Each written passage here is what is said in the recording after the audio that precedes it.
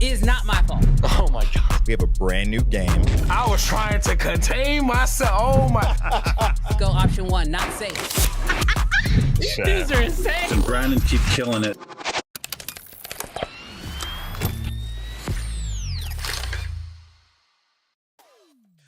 What's good, Creative Fam? Brandon Washington here, and welcome to a bonus episode of Uncensored.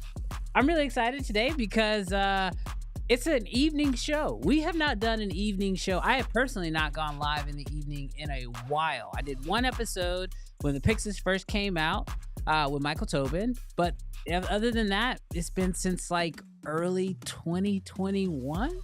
And personally, I wanted to try to see what a evening show would look like. Could more people show up? Could we have more fun with it being in the evening? What was the vibe going to be like? Are we going to be chill? So really excited about an evening show. And of course, because you guys know, if I was going to do a show, I had to drag Mr. Jarrell Peak. That's good, Creative Fam. Glad to be here. Yeah, man. Especially chilling in the evening. Dude, this is different for us. Yeah. We have instead of a Friday midday show, kind of a little Monday evening. Yeah, definitely. Mondays are different, though. Yes. Mondays are mad different. It is. The cool part, though, is on Fridays, it kind of feels like there's a bunch of news dropping, a bunch of like different things that we're trying to get to, where Monday feels like we get to interact with everybody. Yeah, we can kind of just chill, have a good time. But realistically, we are here for you guys.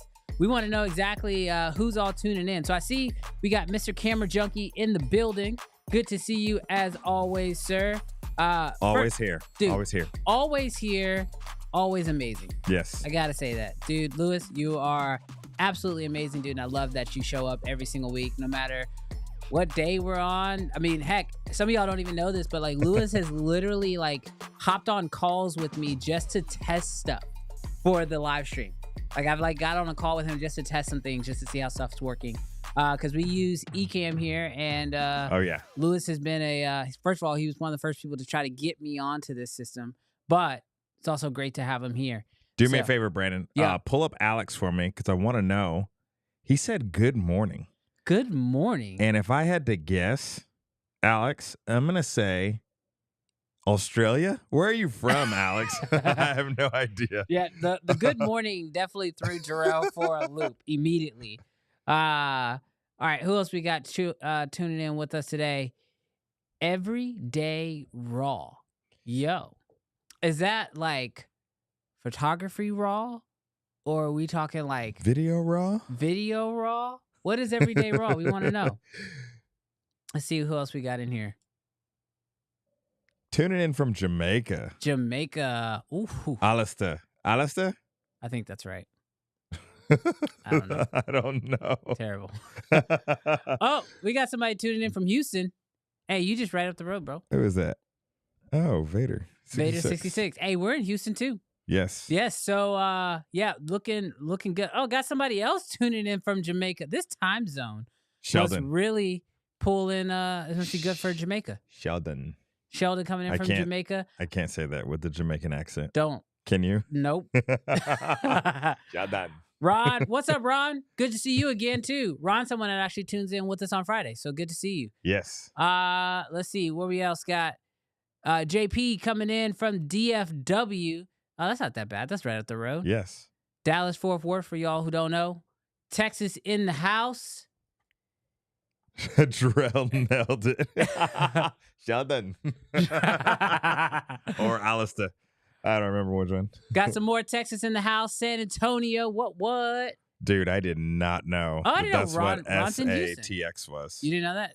SATX. That's San Antonio, Texas, bro. It makes sense when you said it. Yeah. Ron's here too. He's in Houston. Dang, we got Shaq's in the building? Where do you see Shaq at? No, you're San Antonio. Oh, that's not Shaq. Is that Shaquille? Let's see where else we got. People coming in from Charlotte in the house. What's good, fam? Tapping in from the Charlotte area. Where else we got? We got Los Angeles in the house. What's up, LA? LA. My wife's out in California right now. I was about to say, I think I'm headed there at the end of August. So next month. We got Boston in the house. Brooklyn in the house. Where's Brooklyn? There it is. Wait, pop up, Brooklyn. There it is. Love from Brooklyn showing up. Miami in the building. Hey, that's where Mr. Camera Junkie's from, I think, right? Yeah. Lewis is in Miami, I think. And Pitbull. Yeah. I don't know. I don't know if that's where he's from, but hey, he's always Dale. Oh, man. London, across the London. pond, man. That's cool. Alexander. Hey, that's my middle name. So maybe we're like, I don't know, we're on a wavelength. uh, another Washington from California. Okay. Very cool. Dude, we got people tuning in from all over the place. Yes. Upstate New York in the house. See if I can get it pulled up. Upstate New York, love you guys, dude. Mike, we love you. We appreciate it. That's cool. That's the first place we met Ron at the May the 4th event. Yeah. That's cool. That's right. If I'm not mistaken, I think Ron, he came up at the end of the event, but I think he does video work out here too. Yeah. That's cool. Dude, May 4th event was amazing. For those of y'all who don't know what we're talking about, we hosted an event with Captive. Well, actually, Captive hosted the event and we just attended.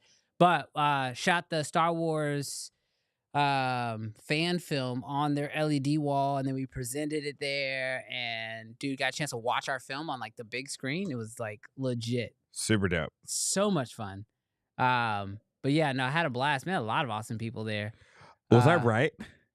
Dude, I was right, bro. What was how much of a leap was the guest though? If he's saying good morning at 6 o'clock in the afternoon. At first I there's said nowhere on our side of in our country. Pre-stream, I said across the pond, and I was like, I don't even know if it's morning there. And so then I had switched to Australia. Oh, did you say Australia? I missed that. Oh, that was your guess. That was Australia. Yes. Oh, that's good to know. Dude, that's 6 cool. o'clock our time is 9 a.m. in Australia. That's good to know. This might be a good time for the Aussies out there. We are international. Miami here. Yep, Mr. Camera Junkie dialed in. All right, we gonna have some people. So tips for running a video business. Get AI to do it all. All right, we are gonna get into the Q&A here pretty soon. We're gonna be talking about business. We're gonna talk about just really whatever the heck you guys want to. Poland in the building. Oh yeah, Mr. Scott tuning in far away from Austin. I didn't realize he was in Austin. Yeah. We could go visit him. He came and visited us. When? For the Red event. Oh yeah, for sure. Yeah, it was like a drive in and drive out. That's when I figured out that he was so close. Yeah, I forgot that he drove in for that. But that's crazy. He's that close. He says, Mr. Camera Junkie says he gets DJ Khaled way too often. Yeah, out in Miami. Bro, I feel like I would just run with it. Like in Seriously. Miami, like I'd get into all the parties, all the nightclubs. Pull up in a Ferrari. Yeah, just rent a Ferrari for a few hours. Just be like, look, I'm going to valet it. I'll give you my ticket. You just pick it up and go. Yeah. I'm done after it. I get in the door and just be like, just all of them. We the best. Another one. Let's go. 12 a.m. Man. 12 a.m. Alex, are you editing right now, or are you you can't go to bed? He's probably up editing. That's gonna be my guess. Yes. I'm gonna put the guess out there. Alex, let us know. My bet is on. He's up editing. Has not gone to bed yet. But yeah, guys, thank you so much for tuning in, dude. We're super excited about this evening show. Really pumped to just kind of get into some of the video stuff. Talk a little bit about running video businesses, but also, we've been thinking about this for a long time, Jarrell and I, is that like we have our show that we do every single Friday. So for most of you guys, I know a lot of you guys who are currently in chat, you tune in every Friday, and every Friday we typically talk about the news. We talk about what dropped that week, new cameras, lenses, whatever. And Fridays are a lot of fun, but it's like 2 hours of news nonstop. And we don't really get as much time to just like chat with you guys and talk about what you guys are interested in and talk about different topics that are currently going on.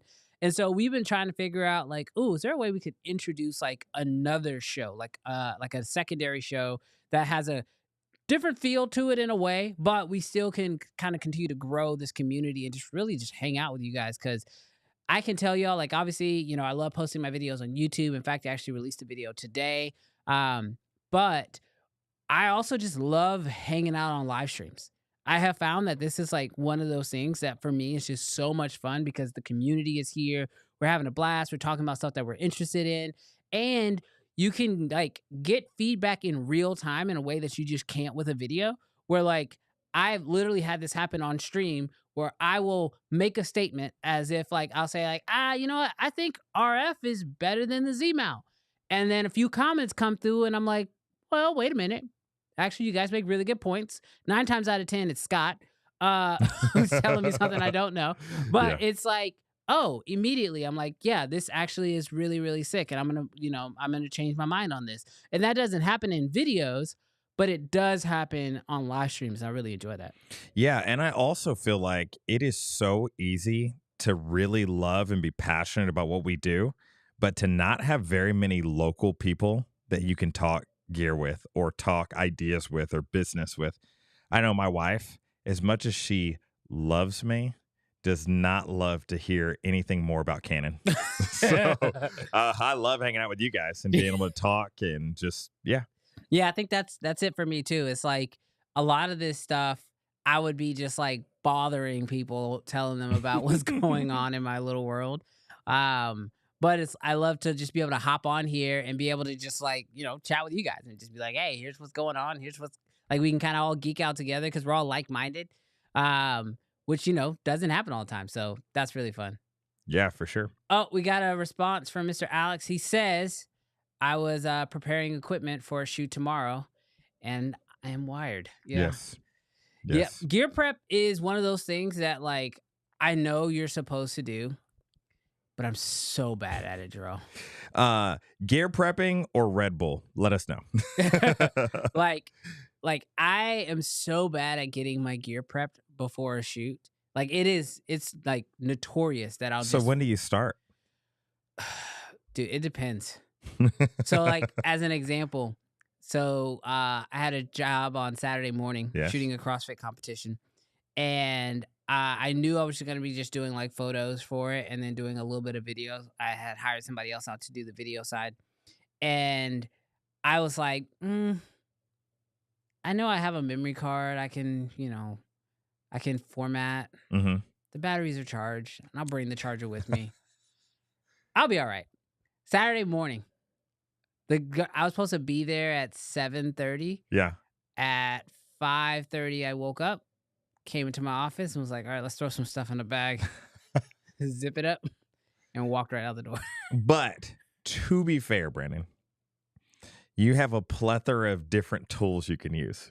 That's actually... So if something was dead or if something was missing, you'd be like, oh, do I want to do this on Nikon? Do this one, do this on Red? Do I do this on Canon? Like you had options. I do have options, but I will tell you that options actually make things more difficult for me. I believe that. I am like that person that like if I'm given too many options at one time, I will just stall out completely. Yeah. Like completely I'll stall out. Mm-hmm. And I'll tell you another thing. You want to break my brain? Ask me a simple like yes or no question. Let me give you my answer and then question my answer. I will stall out immediately. If you're what lens did you shoot this event on? So primarily I shot everything on the Nikon Z8 and I shot it on the ZF. Yes. I went 2 cameras. And on the Z8, I was running the 24-70. And on the ZF, I was actually shooting with a brand new to me, Viltrox 16 millimeter prime. It's a 1.8. Mm-hmm. It was my first time testing. Hold on. Yeah. Why did you use this 24-70? I don't know. No, that's not what I mean. It's like, have you ever had someone like ask you like, hey, I'm trying to think of like a really good question. Like, do you like ice cream? Yes. Are you sure you like ice cream though? That right there is what happens to me every time. Because anytime someone asks me like, they'll ask me like a simple yes or no question, and then they'll ask me like, "Are you sure?" And I was like, "I was." Before you asked me if I was sure. Yeah. Before that, I was very confident. Yeah. But no, it was a good shoot. We had a great time on it. It was raining though. It was raining a lot. Yeah. So I got a chance to test how weather sealed all my cameras and gear was. In fact, what actually made Travis, who came out and shot with me, made him a little frustrated. So I got these new lenses actually. I wasn't gonna bring them up, but I'll bring them since they're sitting here. So I got my new Blazars in, and the very first shot I got with the Blazars, I was standing in the rain. And so immediately I got them and was like, gosh, I got to get this shot. So it was in the rain. Yeah. I don't know if they're weather sealed or not, but it did a good job. Everything seems to still be in good standing. So. They looked good. Yeah. Are you guys familiar and or this is a Q&A thing. So we are going to sit here and we're going to talk. We're going to chop it up with you guys. But we want you guys to ask questions. So if you have any questions about the Blazar Anamorphics or any questions in general, let us know, because we want you guys to kind of help shape the conversation. We know generally where we're going, but we want to know if you guys have any questions. Yeah, I like the Heartbreak. They said more options, more problems. That's me. Yes. You give me too many options, I'm screwed. And other people are agreeing.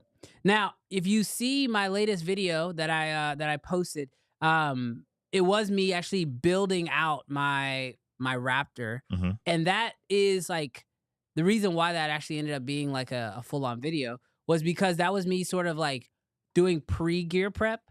So I know I have a job coming up in a few months on the Raptor. I was like, let me just figure this thing out. Actually, it's next month. But I was like, let me just figure this thing out. Make sure I know exactly where everything's going to go. And then from there, I was like, oh, great. Let's just turn this into a video. I'll film it, shoot the BTS and everything.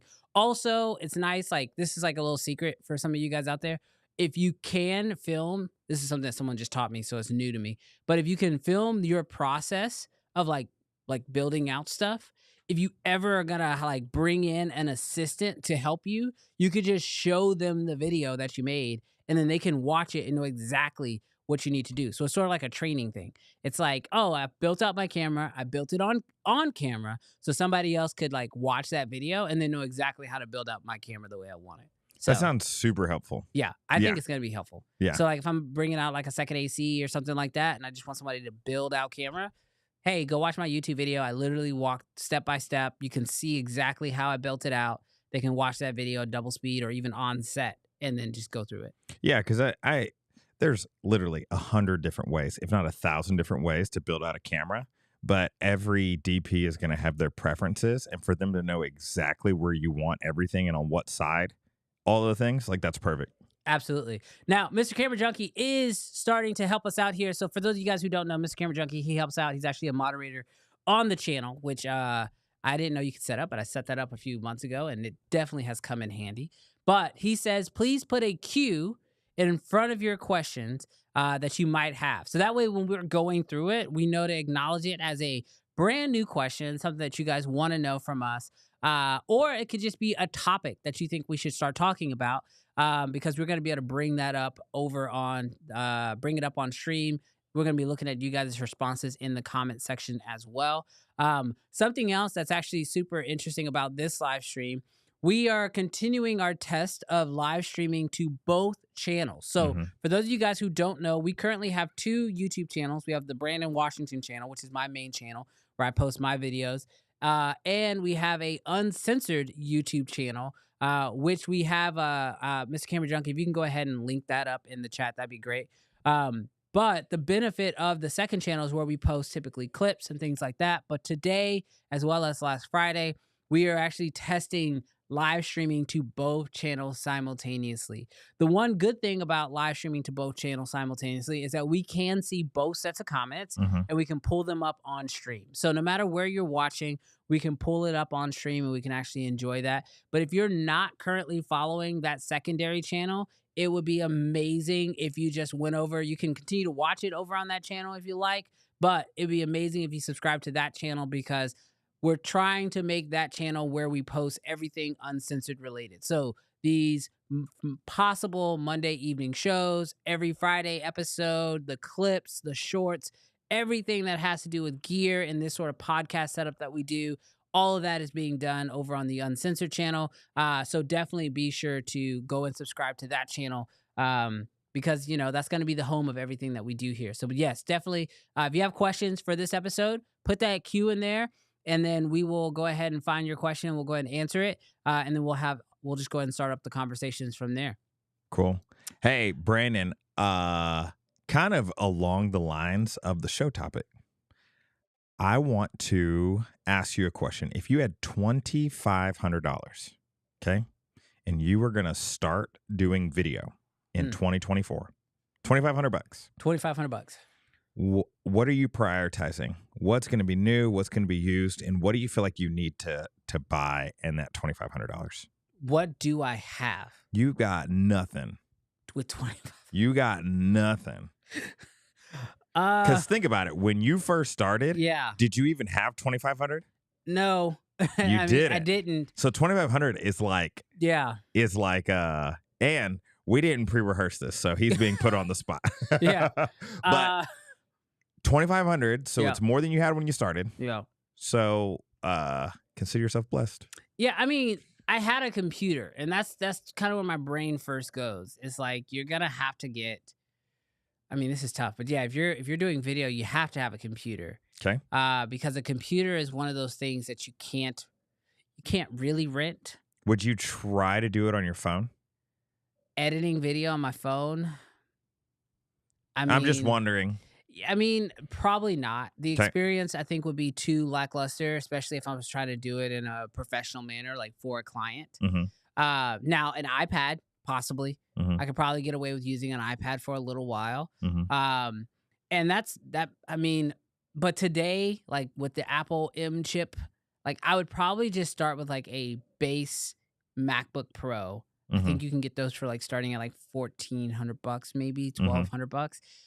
Knowing that I'm gonna have to invest in a hard drive solution, so I'd get like a hard drive and just basically do whatever projects I'm currently working on the computer, and then as soon as I'm done, offload it. Mhm. So my first investment would be to get a computer and Mhm. to get a MacBook, whatever I could afford, and stay pretty cheap in that realm.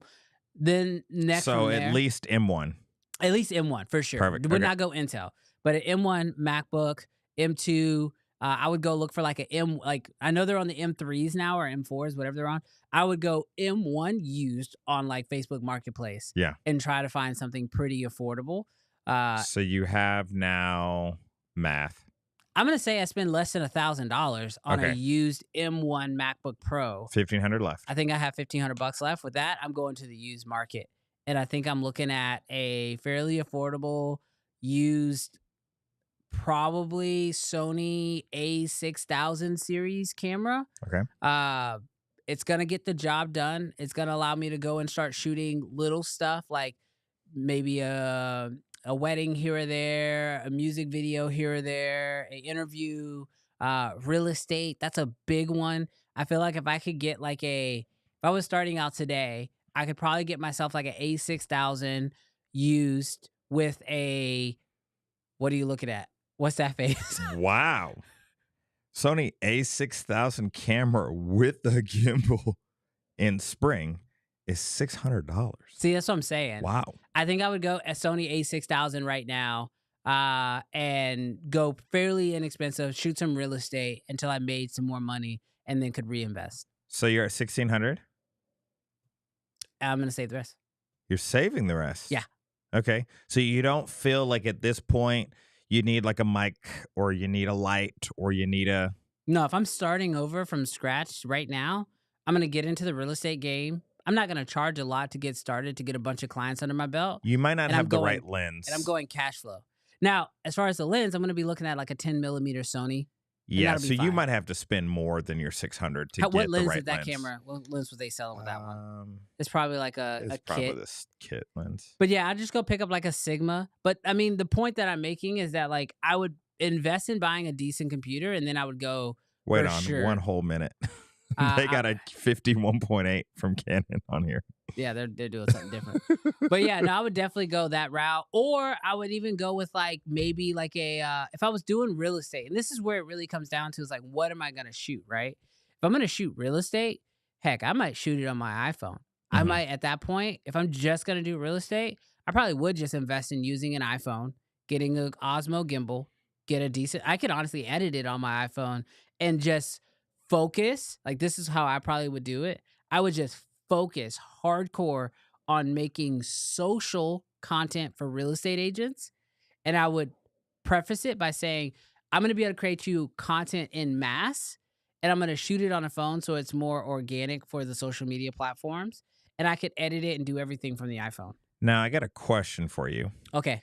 because a job recently came to me and I Mhm. didn't have time to do it. So I referred it out to a network photographer, videographer. And they weren't prepared to do the shoot on the day. So they showed up with their iPhone. And the client looked at them and was like, Where's your real camera?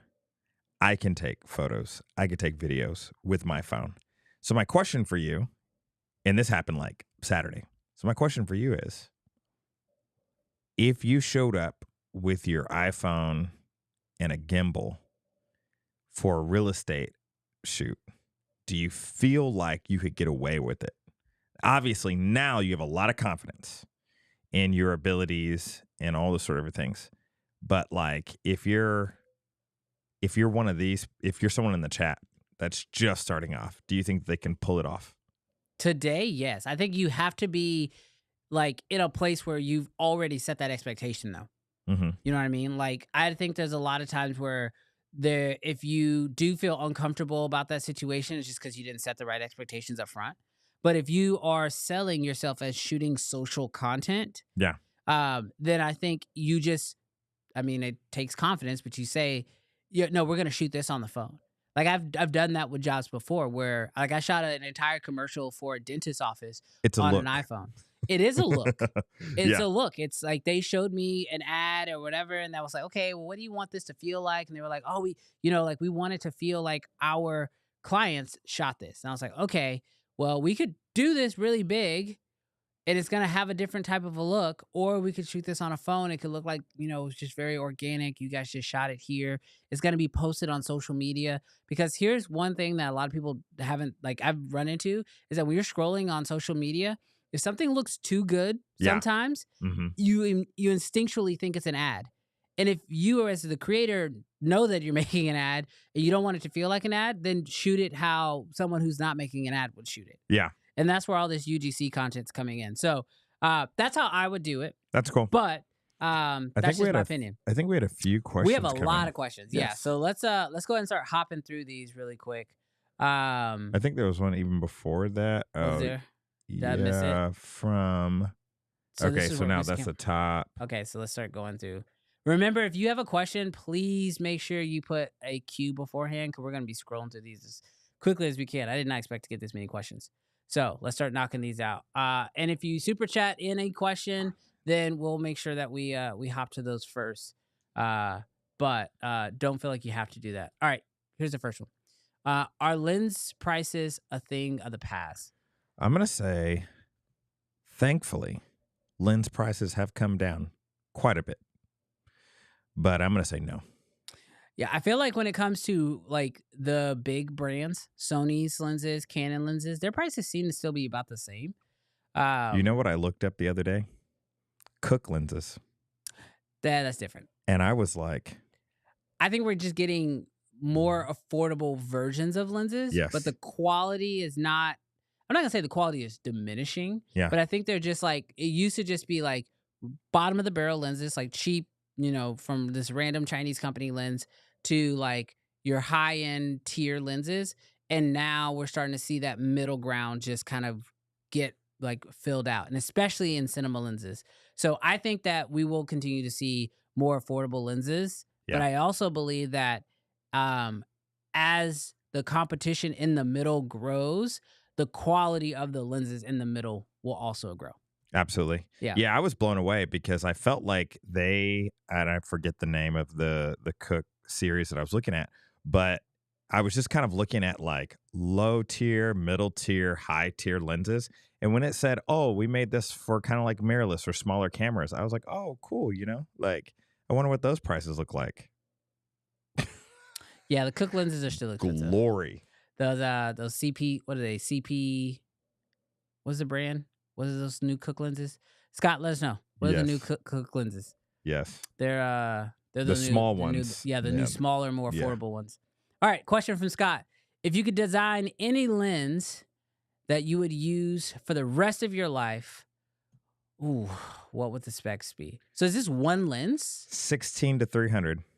I was like F2. I was like, yeah, like how, like that's a massive lens. That's a massive lens. That's a massive lens. Have you seen that Sigma lens that looks like a tank? Like a cannon? Yeah, it literally looks like a rocket launcher. That's a tough one. I mean, if you're talking about like I could only use one lens for the rest of my life, then yeah, I probably need something that could like have a massive zoom range on it, but then I can't use that for like realistically anything. No, I think, let's say you just had to pick a focal length. What focal length are you picking for the rest of your life? It's tough because my favorite focal length is an 85. Mm. That's my favorite one. I Mhm. love the look of an 85 lens. But it's just not realistic for everything. The focal length that I find myself using professionally the most is like a 24-70 because it's more universal. I can use it in anything. Mhm.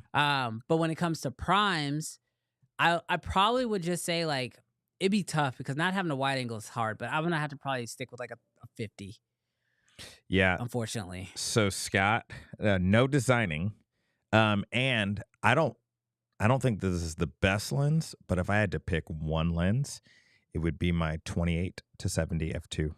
Yeah, that's a good lens. That's a really It's solid tough because lens. it's not wide enough. It's wide, and it's not telephoto enough, but it covers enough. I don't know, that 24-105. Now, I was gonna 2.8. say that Canon 24-105 is Ooh. probably the That might be the play yeah, that might be the best lens. If because you're that's stuck with one video, lens that's forever. photo. Yeah. Yeah, I don't know how to design a lens. Sorry, let's pull up another question. That was from Alex though. Didn't know you had another channel. I found it uncensored.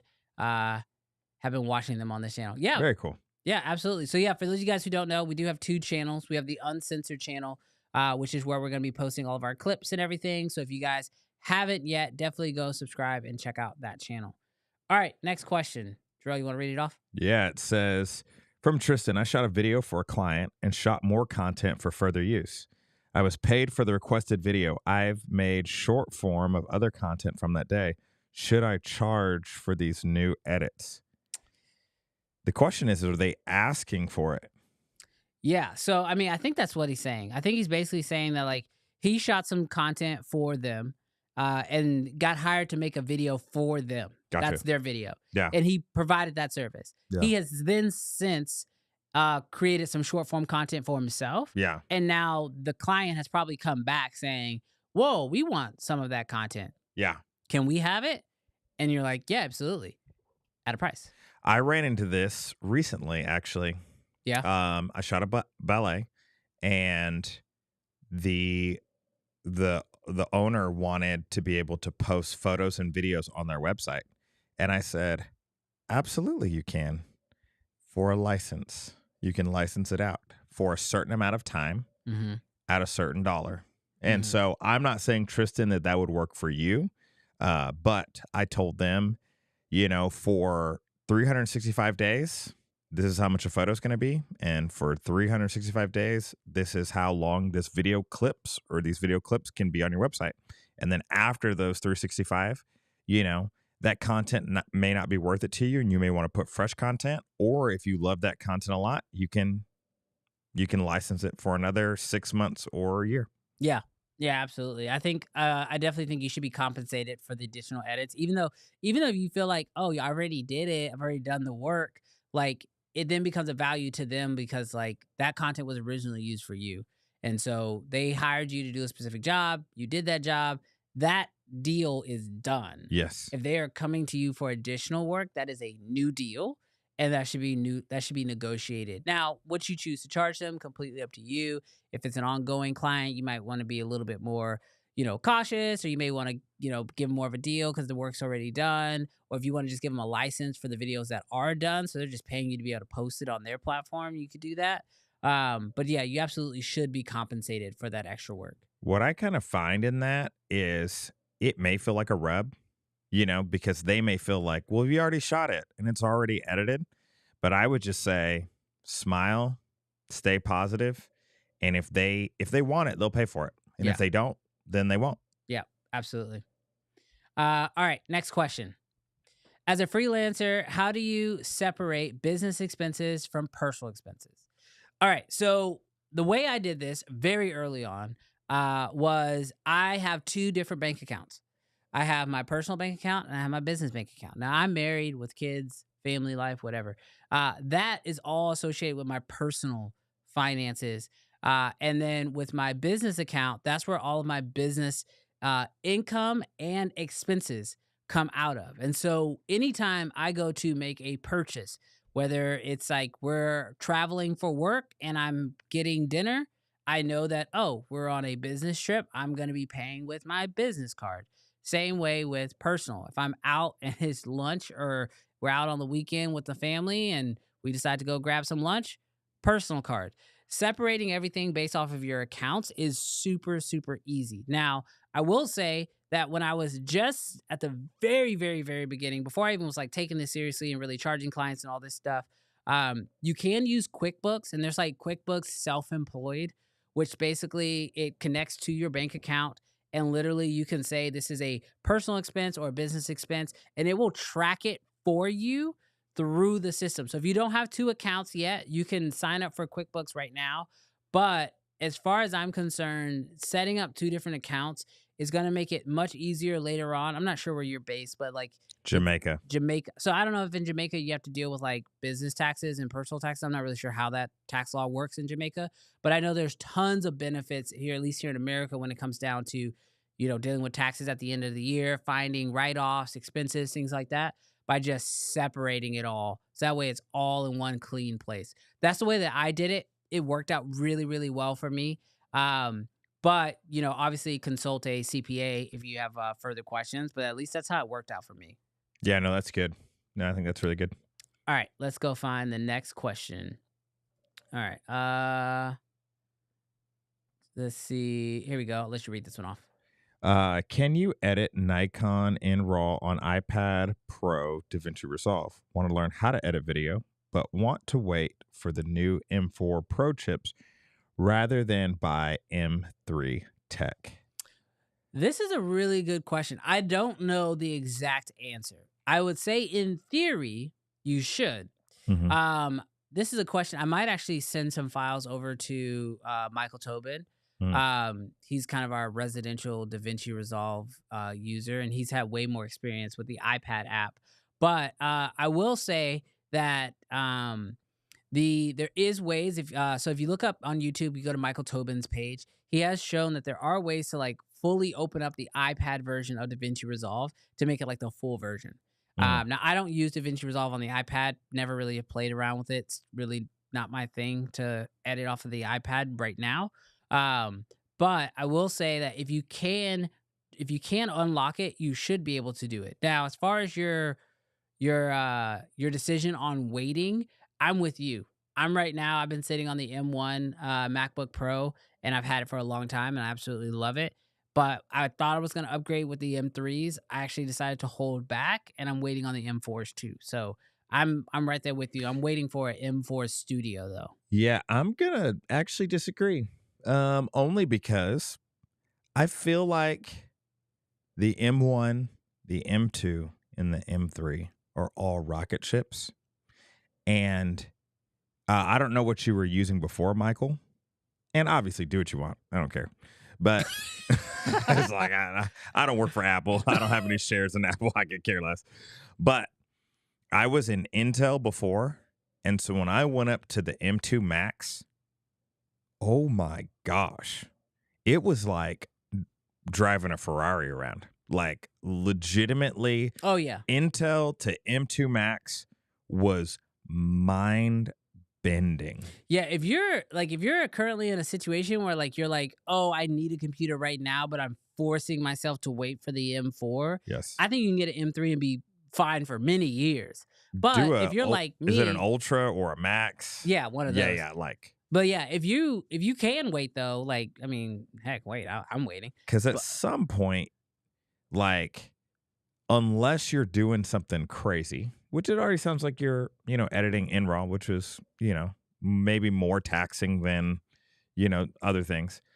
The reality is whatever extra oomph outside of just editing, I don't know that you're going to see a massive improvement. Now, if you're doing other stuff like live streaming and, I don't know, rendering and, ray tracing and all sort of stuff, then maybe. Yeah.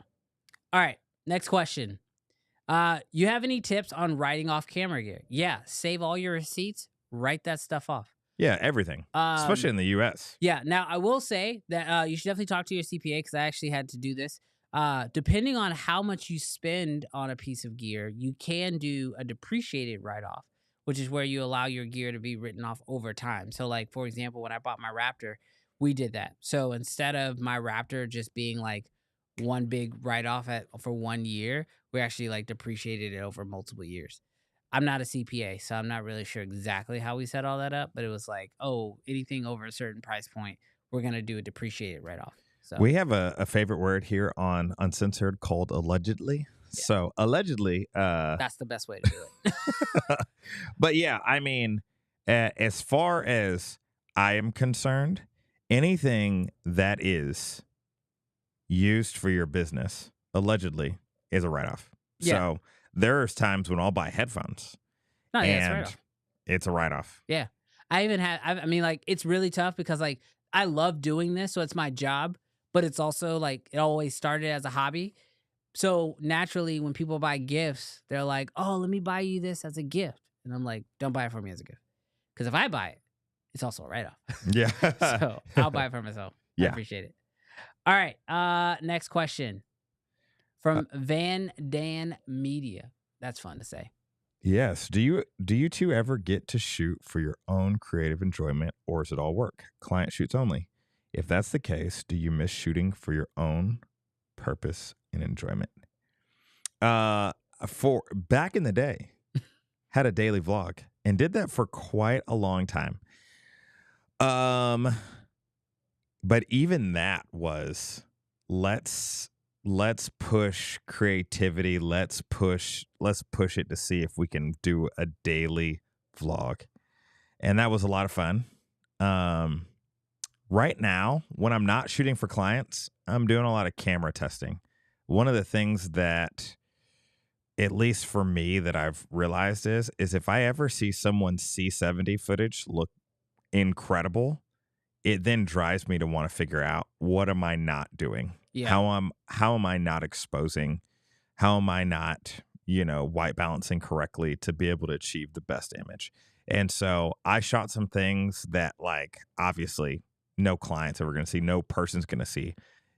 Today that was just shooting outside, shooting inside, shooting, all sort of different things. But right now, I've got so many clients that there isn't a lot of time for personal. Yeah, I think I agree. I feel like for me,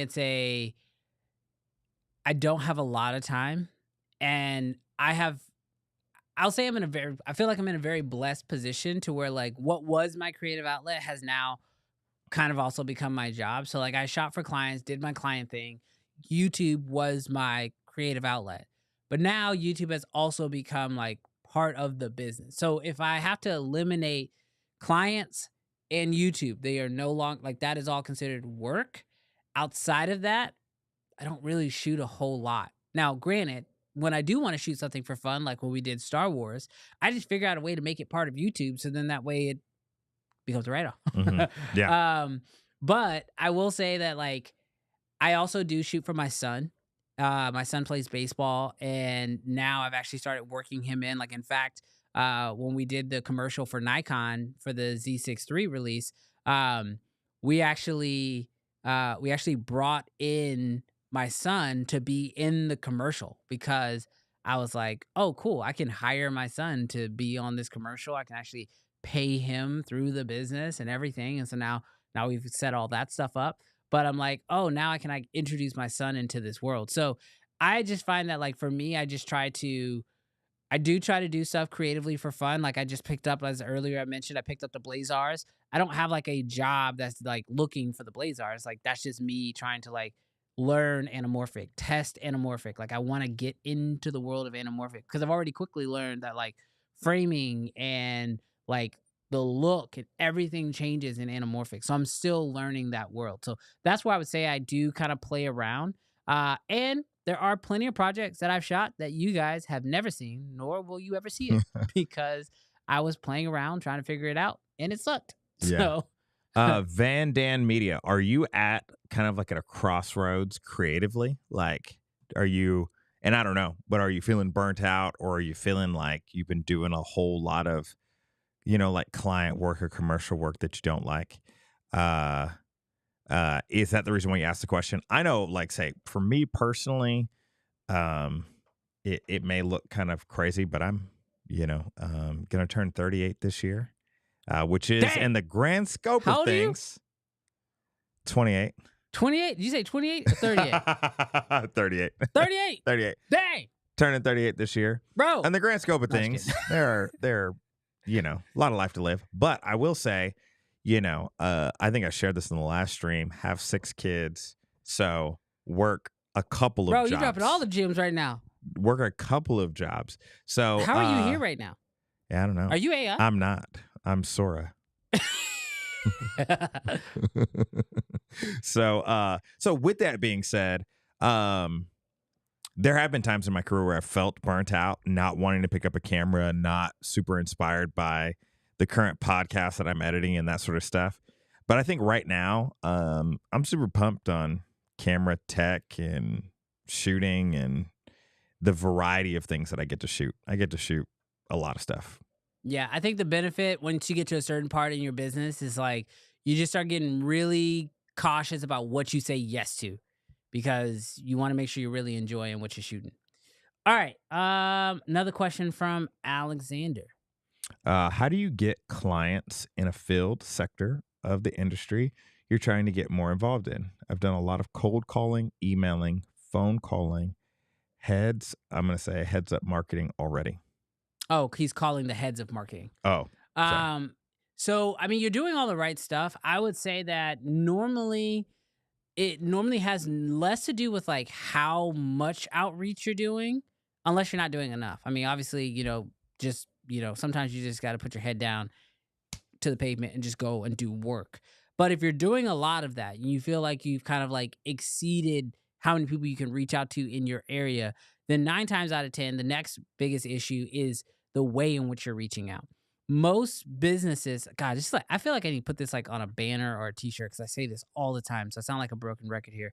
But companies do not buy videos. It's very easy to think that as videographers that's what they're buying, that they're buying a video, but they're not actually buying a video. What they're buying is a solution to a different problem. Normally that problem is marketing, or normally that problem is sales, or normally that problem is streamlining training. And the video just happens to be the thing that's the easiest solution to whatever that problem is. Like, so for example, if a company wants to sell 1,000 widgets and they can sell 1,000 widgets by taking one photograph, they would just take one photograph and then sell 1,000 widgets. Most of the time, if one photograph doesn't work, a video would work better. And so that's the reason why they tend to go with the video. And so what it is that you want to do is start figuring out what is the problem that your videos are solving. And then when you go to pitch to these businesses, that's what you actually want to sell. So a real world example of this is, don't say, let's say you're in the real estate field and you want to shoot home tours. You don't say, hey, I'd love to sell you a home tour. What you say is, hey, I'd like to help you get this house off the market in half the time. Because that's the problem. The problem is we need to sell this house. Your video is how you help them sell the house. But both things, the solution is you making a video, but it really has everything to do with how you position it. And so your positioning is, I help people close their homes faster. I get more eyeballs on your listing than Zillow. Like, these are the things that you want to do when you're selling that feature or selling your service as a videographer. You don't want to say, I shoot videos. In 4K. Yeah, don't. Yeah, that's kind of our biggest thing. Is like, we hate when people say, like, they start selling their video services like, oh, I shoot in 4K, 8K, I shoot on this camera, I bring out all these lights and lenses, and I have a gimbal, and I have like, the client just doesn't care. 9 times out of 10, there is a problem that they're trying to solve. We are onboarding, 30 people a month, and they spend 2 weeks in the onboarding process. It's like, oh, well, let me make a video that actually cuts your onboarding process in half. They can spend 1 week watching videos and then boom, they're on. Now they're actually contributing to the company versus being a liability to the company. And we just cut your expenses in half. Oh my gosh, you're amazing. Let me hire you. And you're just making a video for them. So that's sort of that's what I find is normally the problem with most people when they're doing their cold outreach, their emails, whatever. If at any point in your outreach, you're starting with the fact that you shoot video, I think you're missing it. You need to start looking at what problems do they have, or what problems have you identified in their business, and how you want to help them solve those problems. And you're just going to use video as your outlet, because I mean, I can tell you when I first started out, dude, I was shooting everything horizontal. We had certain videos we thought solved problems. Now, the problem we're typically solving is social media based, and people want more visibility on social media, and so the solution is different. So that's Definitely. that's my I take. think if you also, because it almost reads like this might be a new thing that you're trying to do. You know, you're trying to break into a new sector or a new industry. One of the things that has always helped me is to literally do a spec piece and show people that you were able to do something for them. So, for instance, I thought, because I shot really good weddings, that all of a sudden, like, real estate agents would want to use me. And while you can show people your wedding reel, for those people that aren't super creative, they're not really able to tell the difference if that's going to be able to translate into homes. And so having something that goes along with that pitch of how you can help them solve a problem and showing them, hey, look, I can actually do this dentist office gig. I can actually do this real estate thing. Let me show you 30 seconds, 60 seconds. Then all of a sudden, you just make it a whole lot easier for them. And so I don't necessarily love doing a whole lot of free work. So there's different ways of doing spec pieces where if you can hire or find a location and do it yourself, perfect. But sometimes it helps doing one gig for free to be able to get in that space and to film all the footage that you need to be able to sell it to the other real estate agents, dentists, whatever. And so that's worked for me in the past. Yeah, I totally agree with that. All right, next question from David. I'm transitioning into freelance and need a new camera. I have all Canon EF lenses. Oh, geez, this is for you. And I'm considering the R5C. Are there any other cameras I should look into? You know what? Today, David, what do you do? what are you shooting? So we'll wait all day for that answer. But Yes. I will say, if you are considering the R5C, good camera to consider for sure. I would have said, look at the R5 Mark II that just got announced. I think it's going to solve a lot of the problems of the R5C, and probably a lot of people are going to lean that way more now going forward.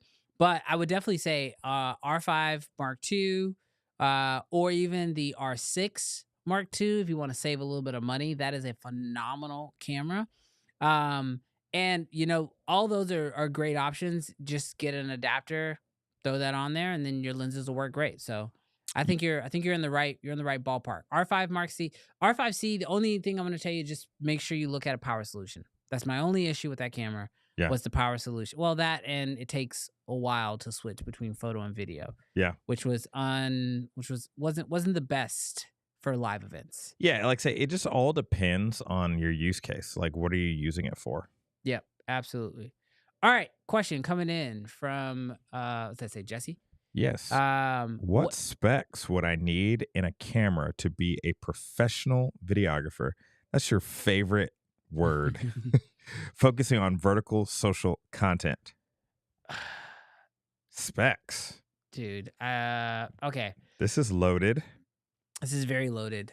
I'm going to say, if you're focusing on social content, I'm going to assume you're shooting for other people, I'm guessing, or you could be shooting for yourself. I don't really know.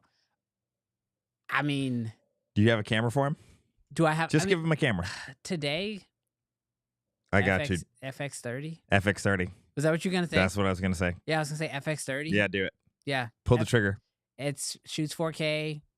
Get a wide lens. Yeah. You'll be fine. If you have a little bit more money, go FX3.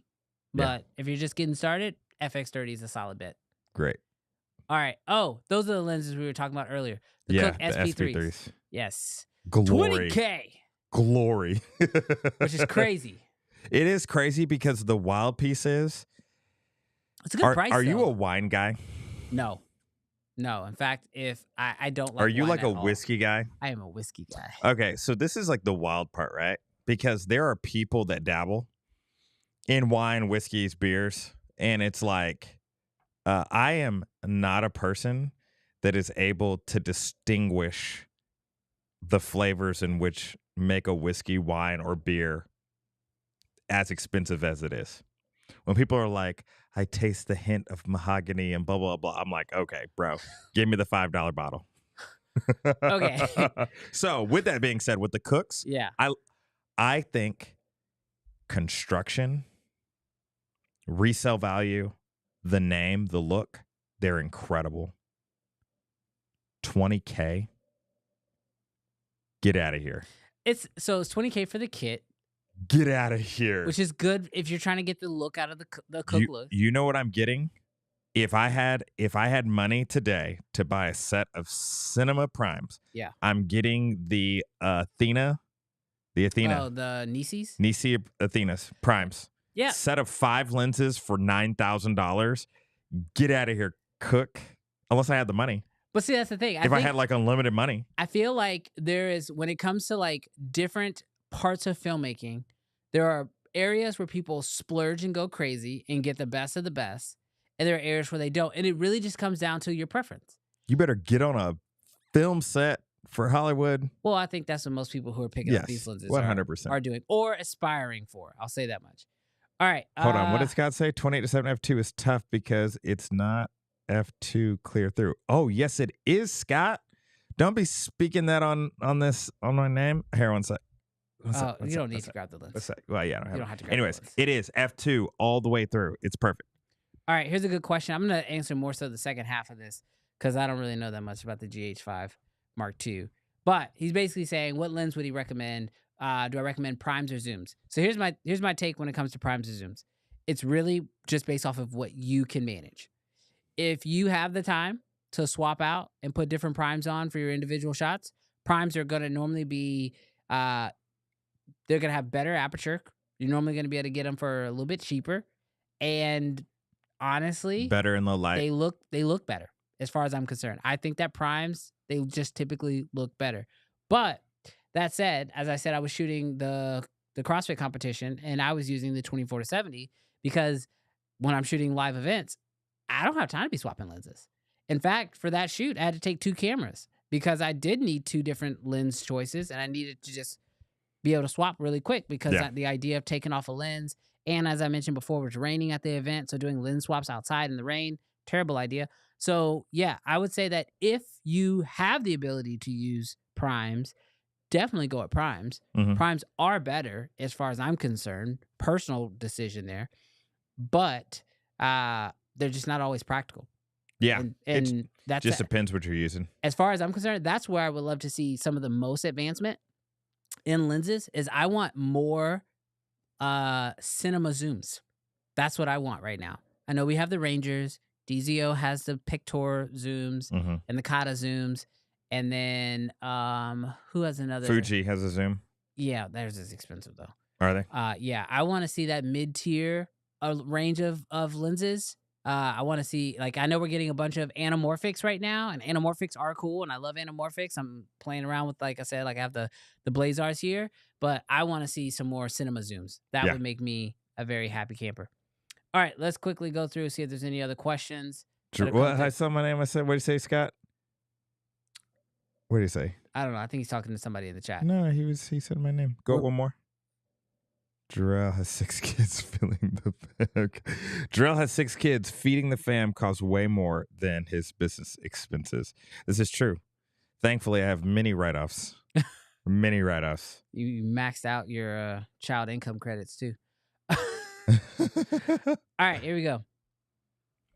From STM Films, what would you approach to YouTube? What is your approach to YouTube? Be someone as I'm sorry. What would you approach to YouTube? Be as someone who is 3 years in. Personally, don't feel like I'm at the point to go down the educational side of things. What should your approach be 3 years into YouTube? So I think his point that he's making is that he just doesn't think that he should be able to educate. Look, I can tell you, from my journey in being in YouTube, there's the vacuum. Something we need to know for the future. Yes. Cleaning people come through. They don't care for life. But the one thing I would say is like for me when it comes to like when I got on YouTube, I didn't know a lot when I got on YouTube. But what I was doing was as I learned things, Hmm. I just shared them. I don't think that's a problem. And in fact, I think we need more of that. The whole reason why I got on YouTube when I got on YouTube was at the time, the people who were teaching on YouTube, minus like a handful, like a Hmm. small handful, like Film Riot and maybe like two other people, Indie Mogul and maybe someone else. But most people who were teaching on YouTube, what they were teaching was stuff they had done 5, 10 years ago. Mm. And they were teaching it then. But the problem is 10 years removes a lot of context. You don't remember the small things that you're missing. And so for me, my whole point of being on YouTube is to teach it while I'm doing it. So therefore, the things that are exciting to me now, they are going to be with me while I teach it now. Because if I wait 10 years, I probably won't remember all the small nuances of things that were equally important at that time. And Yeah.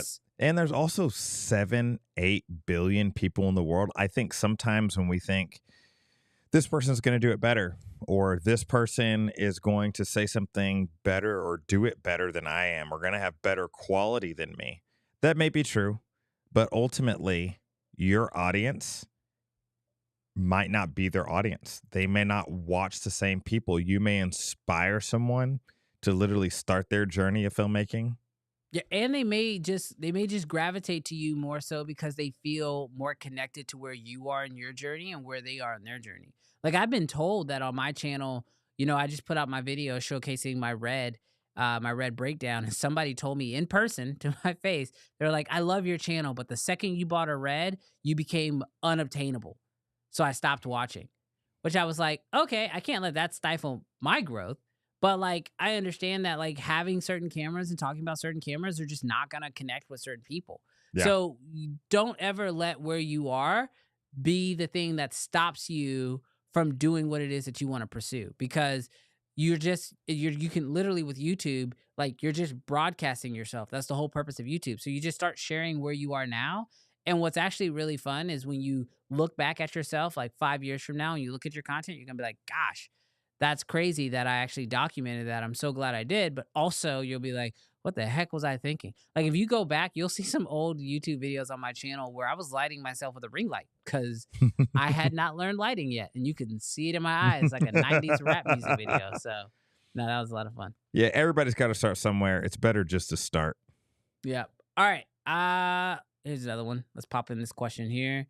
All right. How much or how little do you travel with to shoot, including lights, camera stands, and such? Vehicle required, towing. So I think it really just comes down to where I'm going and what's available when I get there.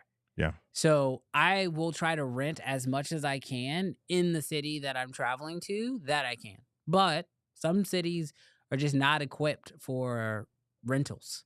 Now I have now gotten to a place where I like to just rent trucks. Like, let me just rent a grip truck and let everything I need be on one truck and I don't have to think about it. But if that's not an option, I'll also tell you there's a site called ShareGrid. It's a great place where like filmmakers rent to other filmmakers. And so I've used that as well. So if those are kind of like the main gist, but ideally I try to travel. Typically I'll travel with my camera and my lenses for sure. But lighting and grip takes up so much space that I prefer not to travel with it if I can. But sometimes circumstances call and you ain't got no choice. Yeah. I would say under 3 hours, Dallas area. I'm bringing everything. I'm bringing all my grip. I'm bringing all my lights in my truck and camera, lens, all that sort of stuff. If I'm flying somewhere, exactly what you said. Yeah. Like when I flew into Phoenix, I didn't bring tripods. I didn't bring stands. I didn't even bring a gimbal. I literally got on ShareGrid right before I was shooting a wedding out there. And I literally, and this is the crappy part about ShareGrid. So sorry if you're a power ShareGrid user. Sometimes people don't have everything. So I had to go here in Phoenix. And Phoenix it's kind of like Houston in the sense of like Phoenix isn't like this like little town. Yeah. Go over here to get the gimbal, went over here to get the tripod, went over here to get the light, and that part wasn't great. So I spent like 2 hours like collecting gear over Phoenix. So that part isn't great. So when I did a shoot in, Wisconsin, I literally told the client, we're going to literally build this in. Like, you're purchasing stands and for lighting stands. And they did. And I was like, you guys can return them because it was a very small town. Yeah. You can keep them. And they ended up keeping them. Okay. So, yeah. Yeah. If I'm flying, that's more so. So yeah, my answer was based off of if I'm flying. If I'm Yes. driving, then I'll try to load up as much as I can. Yeah. But yeah, I don't typically take jobs that are never towing anything. no never towed never that big of a wagon. production. Yeah. At that point, I'm gonna just rent a grip truck wherever I go. All right, let's see. Next question from ZT Link. It says, I've been fighting this decision for a while because of new Canon cameras have been coming out. I do like ND filters, but in 6K resolution and regular dynamic range, should I get the C70 or the C400? We were having this conversation right before this. Yeah. This is hard. I have a C70, and I feel often quite tempted to upgrade to the C400. I am in a permanent hold on the C400. I'm going to need to see it a lot because the two things in question for me on the C400 is dynamic range. The things that I already love, triple base ISO. I think it's great. I love the form factor of the camera. I love the full frame of the C400. So those things all work in its favor. But the dynamic range, I'm kind of like, I've heard conflicting reports, test of who has better dynamic range, the DGO sensor of the C70 or the C400. I recently saw a test of a person out in the wild, basically showing off that the C70 has better dynamic range by a little, by like a stop. So for me, the C400, because it's such a expensive camera, I'm gonna need to see about a good 3 to 6 months worth of footage to know that it's worth it to upgrade. I just actually purchased a adapter, a speed booster to help my C70 have more of a full frame look. So I am kind of just staying in that pocket for a while. Yeah, I think I'm right there with you. I feel like that's such a huge jump to go from a C70 to a C400 that like if you're on the fence about it, you're probably okay with the C70. Probably be very comfortable with the C70. But that said, the C400 does look really good. So yeah. I'm not gonna. If you're like, I'm gonna get a C400, I'm not gonna stop you. Like, yeah, go. If for I it. had It's a great camera. 8,000 to burn, I'm burning it. Yeah. But if it's a business choice, you're looking at return on investment. You're looking at, how busy you are right now. Yeah. The reality is the C70 isn't that massive of a difference between 5,000 to 8,000. But yeah. It's that law of diminishing returns. Like, yeah. There's a lot of features that the C400 would give you. You got to ask yourself, like, are you going to be able to use those two? Mm-hmm. And if you're not, then you maybe aren't getting the most for your money. Yeah, seriously, the C400, if you don't have a raw workflow that you plan on using, you're going to be literally doing downsampled 4K. So there is no 6K non-raw workflow currently. So if you don't have the storage space and you're not ready to deal with 6K, I would say get the C70.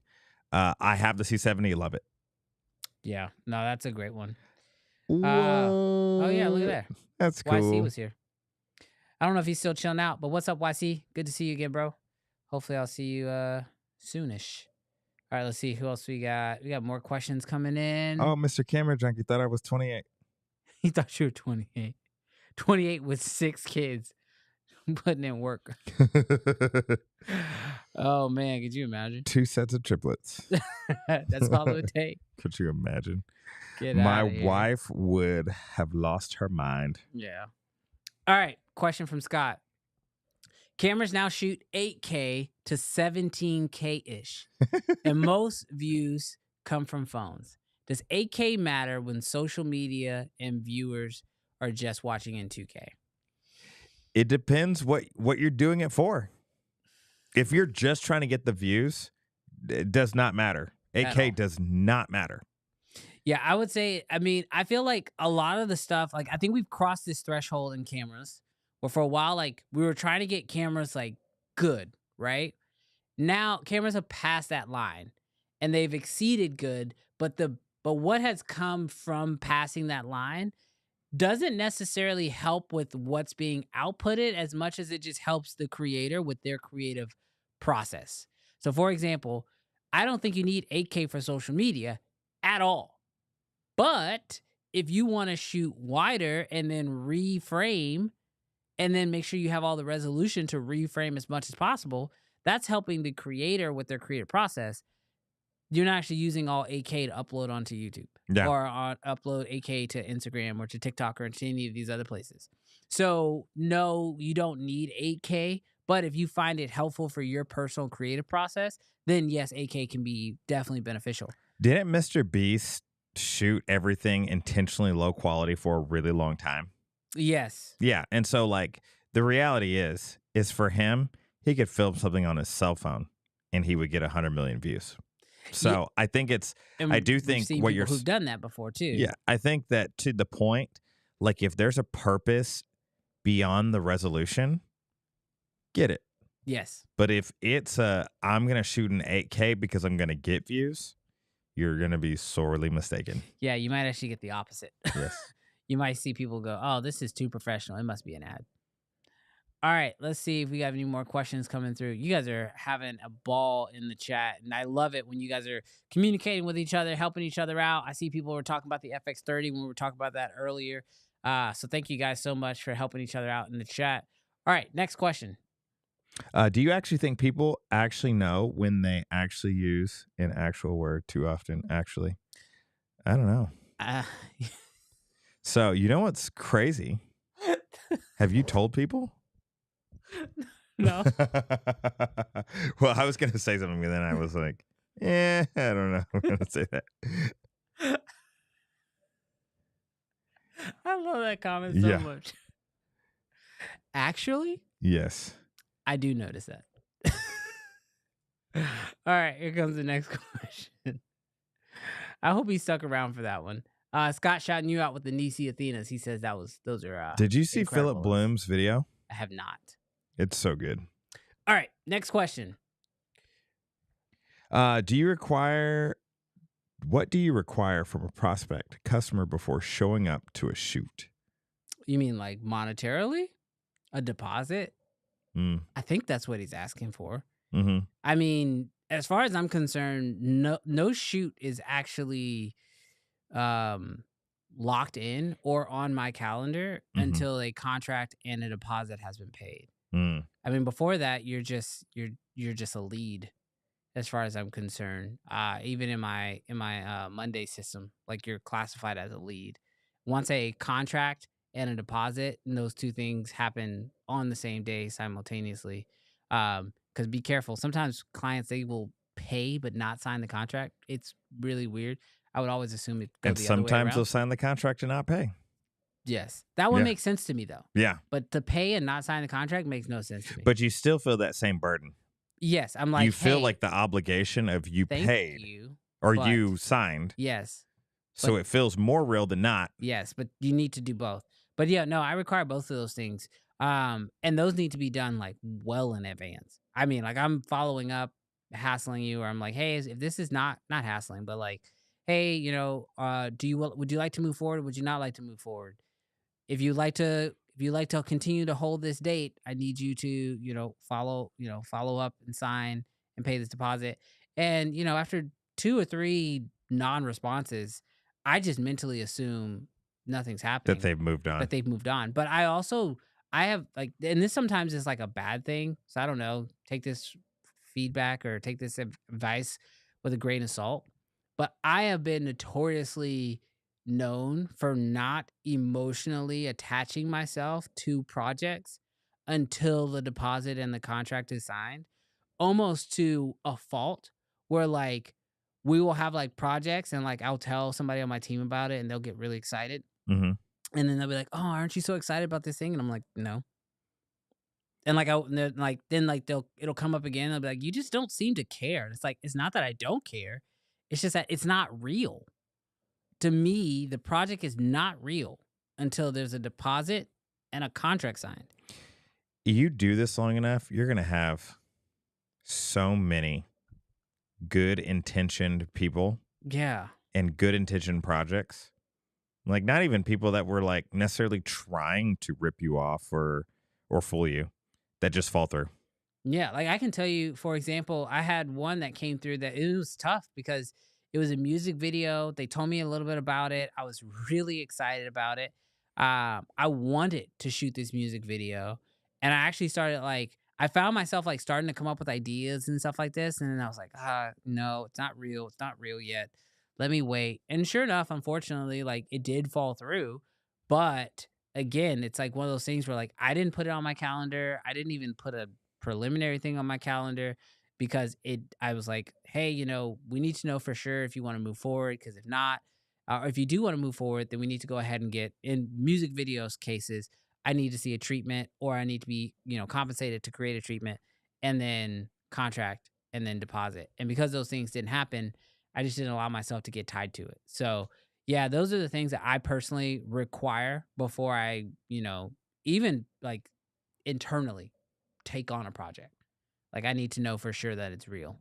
Definitely. I've had like some proposed life-changing money projects of people just being like, this is going to be a massive project and you're going to make so much money off of this. And I can remember getting so excited. I can remember telling my wife about it. I can remember making plans with the money and then have somebody pull out last minute, like pretty close to a few weeks before the shoot. And so I don't handle it as well as you, like in the sense of not getting excited. But if you've been doing this for enough years, you're going to get to a point where you're not going to not spend. You're not going to, what do they say? You're not going to count your eggs before they hatch. Yeah, count your chickens before they hatch. All right. This is a good one because apparently we're messing up people's lives here. So Sammy says, I've been on a lot of narrative film work as a DP. Right now, I'm in the Sony ecosystem, but I've been watching your videos and I'm ready to invest into the Reds. Look, I am a longtime Red shooter, even longer time lover of the brand. And I will say, come on, join the family.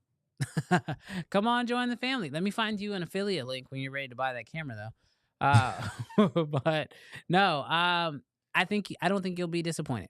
I don't think you'll be disappointed. Yeah. But it is an investment. That is for sure. Go up to the ZT link real quick. This one here? Yes. Yep.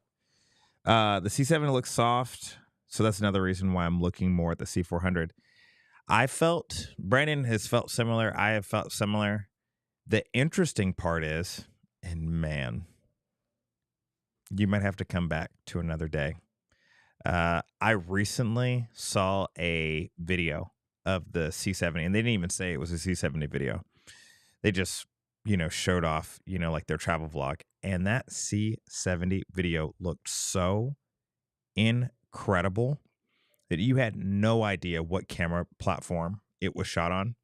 And then that caused me to deep dive to try to figure out what am I not doing with my C70. So one of the things that I was shooting in is I was shooting in by the advice of other YouTubers, shooting in the MP4, format, thinking that I'm saving on space. There's not that really big of a difference, in the color grading. Most recently, I've moved up to the RAW, and it's been incredible. Like running those higher, running that raw 12-bit at a much higher bit depth. Oh my goodness, it's made the footage come more alive. So I will say, not trying to convince you to do the C70, but I would say make sure that you're looking at, people that shoot the C70 well.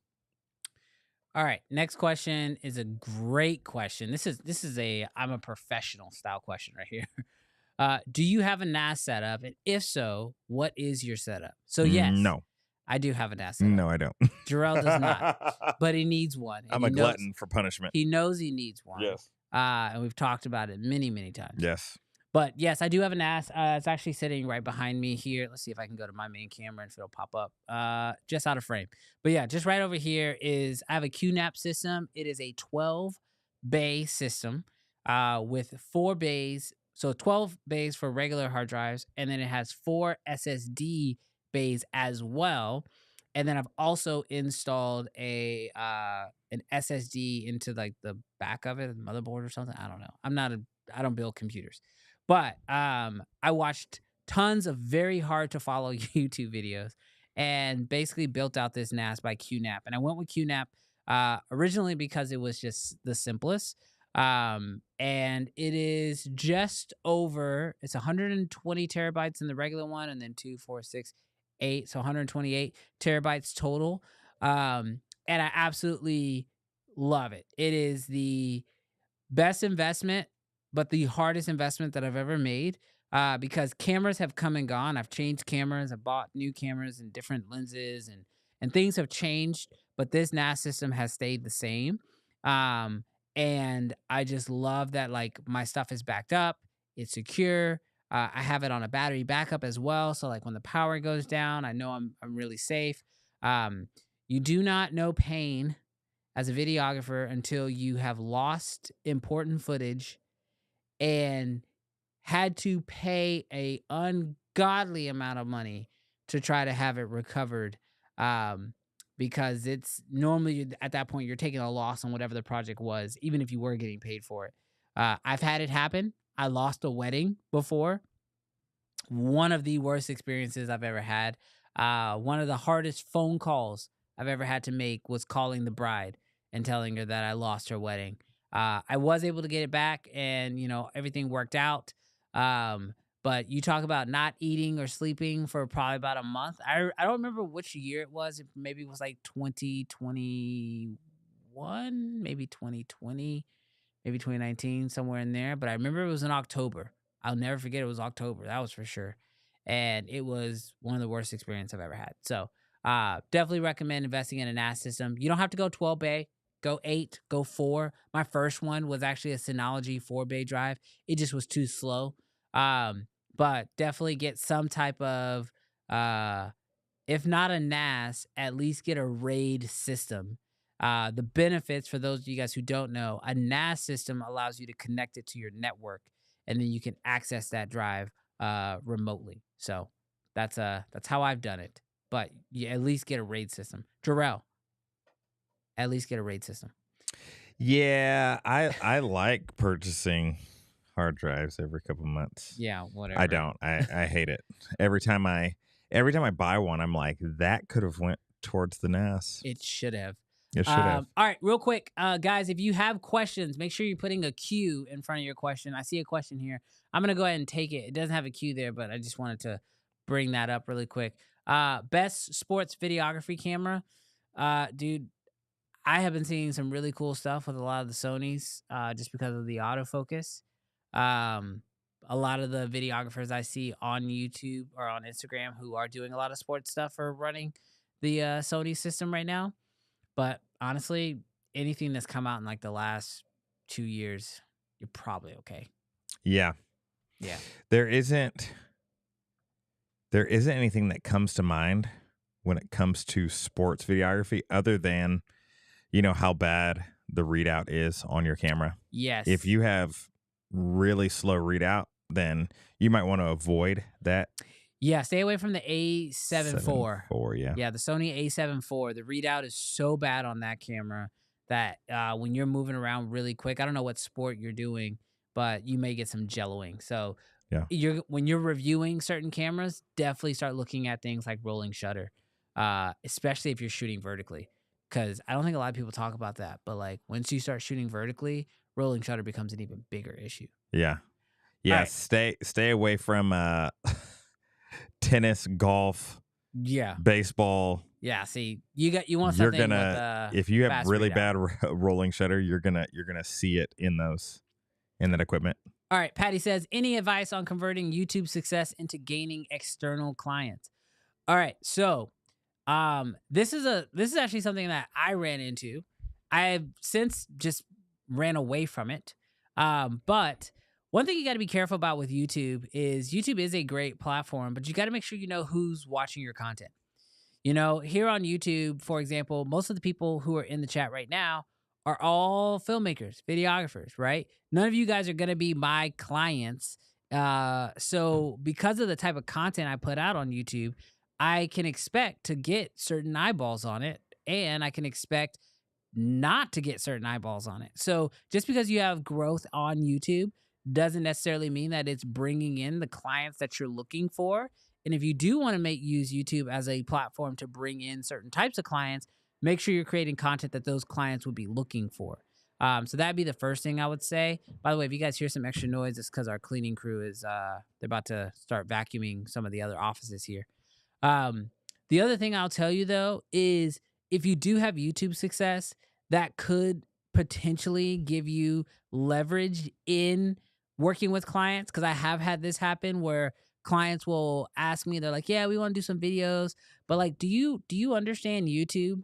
And I'll be like, I know a little bit about YouTube. And then I'll show them my YouTube channel and they're like, oh my gosh, teach us everything you know. And I'm like, of course, for a consultation fee. So, like, you can have YouTube success and spill that over into other industries as long as you're either willing to talk about how you're able to find success on YouTube or you actually create content on YouTube that those clients would actually be interested in consuming. So, that's sort of my take on that one. All right, let's see. What other questions do we have? Going through, just trying to find them.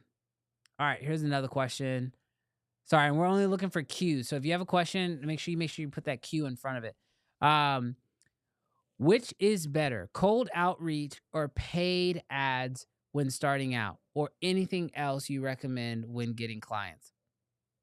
Well, if you're just getting started, I don't recommend that you invest a lot of money in paid ads. I don't want to take credit for this because I'm pretty sure I heard this from Alex Hermosi. But like when you're just starting out, everything is about leverage and what resources you have. Now, ads cost money, and money is a very limited resource, especially when you're just starting out in your business. So, what resource you probably have more of is time. Now, time is also a limited resource. However, when you're just getting started, if you have the time to organic market, cold outreach, send emails, make phone calls, go door to door physically, and you have that time because you're not currently working because you don't have clients, then you're actually better off doing that and holding on to the current finances that you have. Because the truth is that even if you have paid ads, the truth is that you still have to then convert those incoming leads that are coming from those ads. And so if you have the time, go ahead and do it, face to face, phone call, email, that kind of thing. Once you get to a place where you have enough clients coming in and you're getting too busy, you don't have the time to do the cold outreach and to start sort of like sifting through clients, then you can shift into the paid ad space. The problem that most people run into when it comes into the paid ad space is you have to go into it with the mindset of this is going to take time for me to be lucrative with it. And what I mean by that is there's so many limiting factors with ads. You could have a great video ad, but a terrible landing page. Or you could have an amazing landing page, but a terrible offer. Or you could have an amazing offer, but you don't have time to follow up with those clients. Or you have time to follow up with those clients, but your sales process isn't dialed in to where you lose them along the way. And so once you start getting into the paid ad, you start working sort of in this funnel format where you have to be very good at every level within that format in order for the paid ad to actually be financially beneficial to your business. So this is the reason why with most cases, when you do cold outreach or you do those things, you're able to kind of like expedite that funnel process and make it much narrower and take them from reaching out And if they're interested in you from that cold outreach, then you know they're extremely warm and they become much easier to close and to sell. So I am not against paid ads by any means, but there's just so many other processes with a paid ad that you have to be really good at all of those in order to make sure that the original paid ad is actually worth your money. So that's just my opinion on that. You agree with that? Yeah, absolutely. Cool. All right, let's see. Next question. Let me go ahead and pull that one down. All right, next question. Let's see. All right, from JP. He says, would you consider the OG Komodo a good buy with all the new toys rolling out? So, I think that with all the new toys out, the OG Komodo is either a really good buy as a used camera, hmm or it's a really good buy for the original intention of the OG Komodo, which is as a crash cam. I think still to this day, if you're picking up the OG Komodo to be a gimbal camera, a FPV camera, um, any of those things, it is going to be a fantastic camera at doing that job where it was originally intended for it to be. That said, there are tons of OG Komodos available for sale right now, used, because a lot of people are either, you know, the industry is kind of slow right now. And so people are either just choosing to get out of their camera system altogether, or they're upgrading to a Komodo X, or they're just deciding to just like, there's not a lot of jobs happening in the industry. They just want to, save some money. And so if you are interested in an OG Komodo, I would strongly recommend looking at a used one. That said, actually, ironically, today I was on ShareGrid and I was just looking because I have, some gear that I'm going to be putting up on ShareGrid for rent purposes. And I was like, oh, I wonder what an OG Komodo goes for on a day rate. You want to guess how much you can get an OG Komodo for right now a day? I want to say that it's like $4,000 used. So I'm going to put it in the ballpark of 150, 175. Yeah. Yeah. Less than $200 a day. And that was for like a kit. Yeah. I mean, granted, no lens, but that was like a Komodo, monitor, batteries, and media with some type of cage, whatever cage system that person had. But like less than $200 to get a Komodo for the day. I feel like it, like with obviously the Red brand name, it's very much like that feels off. But when you begin to put stuff in its like market value, you're like, oh yeah, you could see it being in there. Yeah. So if you are thinking about getting the OG Komodo, I would definitely say look at some of the used market and see what you can get. But also, I would say, you know, it's definitely something that you could probably just rent for a day or two, and you really wouldn't break the bank. So Yeah. if it's a client project for sure, I would definitely consider doing that if you're still on the fence. All right, this one has me tagged in it, so let's go ahead. We'll pull it up. Oh man, it's written really small. It says, I'm the production coordinator for Chased on Two Wheels, 1.18 million subs. We also have a small media company that we produce content for, other channels and clients, but want to expand. I think it's just providing more context. Oh yeah. So I think, I mean, again, as far as like being able to find that you have to find content at least on YouTube that I think the audience would organically want to see that expansion from. So like for example, on my channel, on my main channel, I talk a lot about camera gear, filmmaking, blah blah blah.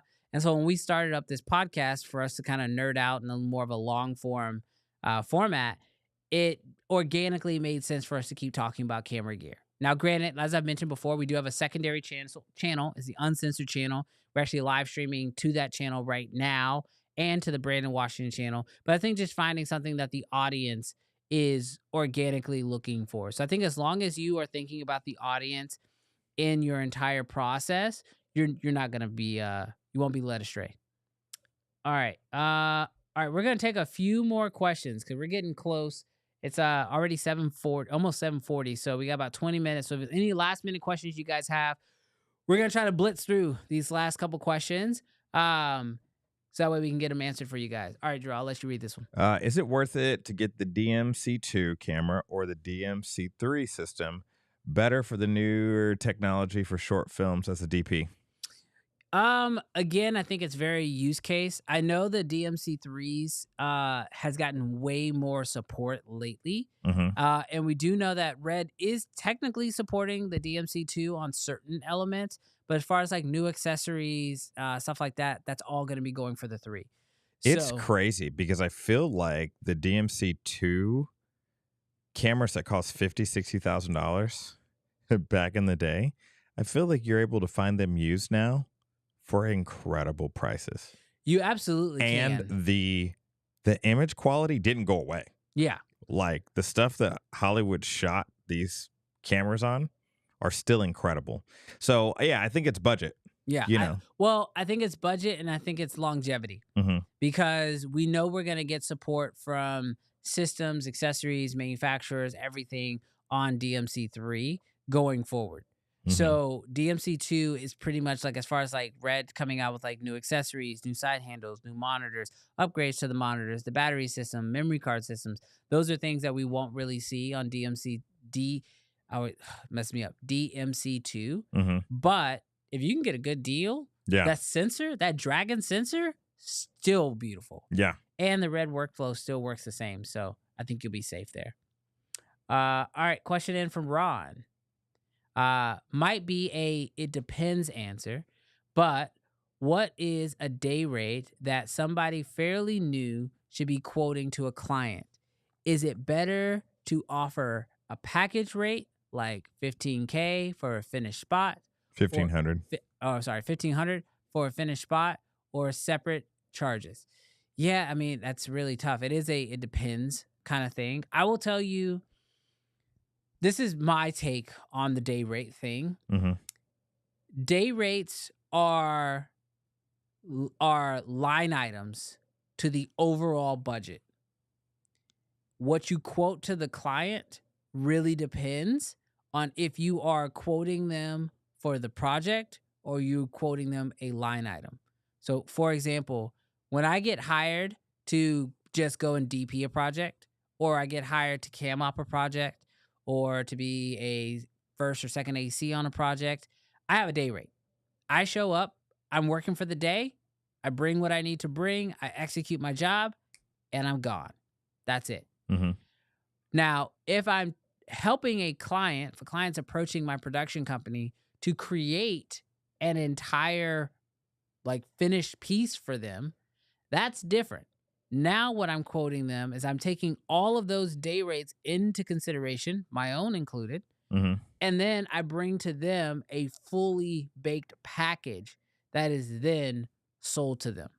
Now, how this can help you or maybe make things more difficult, depending on how you go about it, is some people just sell the exact same thing every single time. I shoot, a commercial. It is always a 2-day commercial. We shoot it in 2 days. It's this much editing. They know exactly what their line items are. That is a finished package that they just keep selling over and over again. That's very easy to do, but it's also limiting because if anybody wants anything outside of that package, you maybe aren't able to support them as well. On the other side, you could customize every package you do for them, but that takes more time to do. And when those clients end up, like when some clients end up not going through or they fail or they say, oh, it's out of scope or out of budget, then you put in all this work building this package for them that they ultimately end up not going with. So I have found that it's easier for me to just sort of like really know what their budget is ahead of time before I even start building out their package. So I can know if it's worth my time to build out a package for them or not. If they come to me and they want a video and they're like, yes, our budget is $800. And I can tell based off of the scope of work and what they're asking for and the edits and everything else, that this is easily a $10,000 package. I can just be like, hey, sorry, I don't think this is the right deal for us. Yeah. So, Yeah. And so, Ron, just to the first part of your question, what should be your day rate for someone fairly new? And really, it is up to you. And this is where I think there's a lot of contention in the video industry, because I feel like when a lot of people flood in at a very low price, everybody that's been doing it for a while at higher prices begin to feel a little bit angsty because it's like, wow, are we going down to the lowest bid? But when I think about my experience when I started shooting weddings, I want to say when I started shooting weddings, I started one for free, one for 150, one for another 150, and then I instantly shot up to 4,000 after my fourth wedding.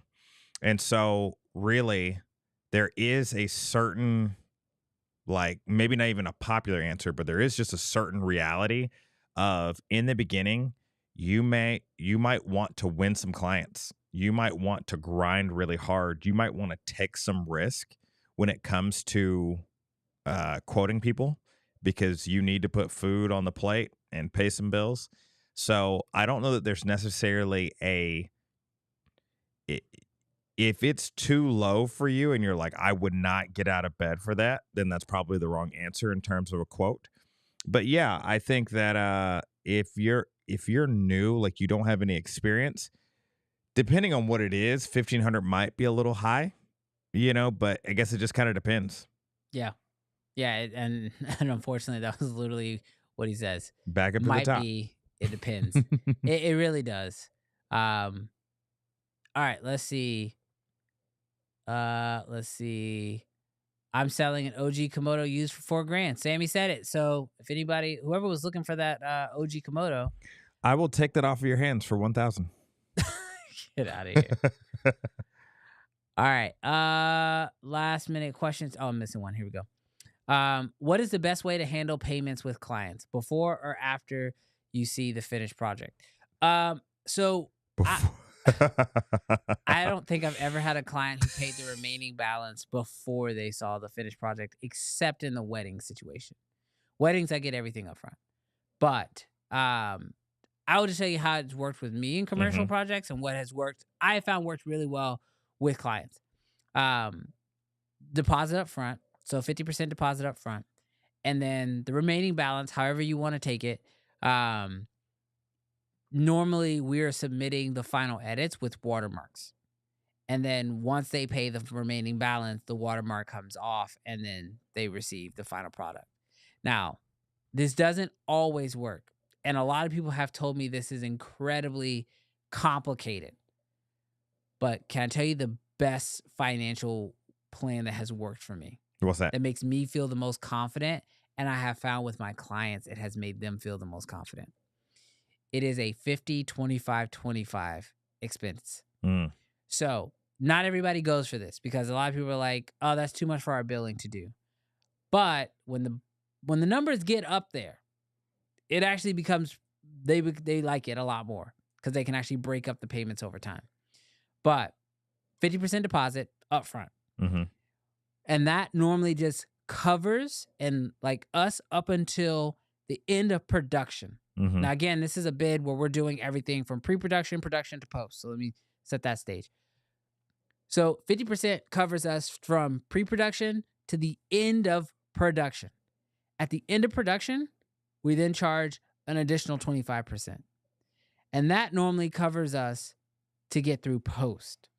At which point, the remaining 25% is literally just to take the watermark off, and then they go on with their happy little life. But what I have done internally is I have budgeted out the project to where if they decide, like if they pay the 50% deposit, and if after they pay that 50% and we're done with production and I say, hey, we're ready to start post, we're going to go ahead and collect the next 25% now. If for some reason they decided to skedaddle, skip, hey, we're out, whatever. Actually, I don't even care. Because the truth is that they've actually covered the cost of all of production and the pre-production. Absolutely. And so I haven't made any money, but I also didn't lose any money because I also added in my actual day rate. You know what I mean? Yeah. So I got properly compensated for the work that I've already done. Yeah.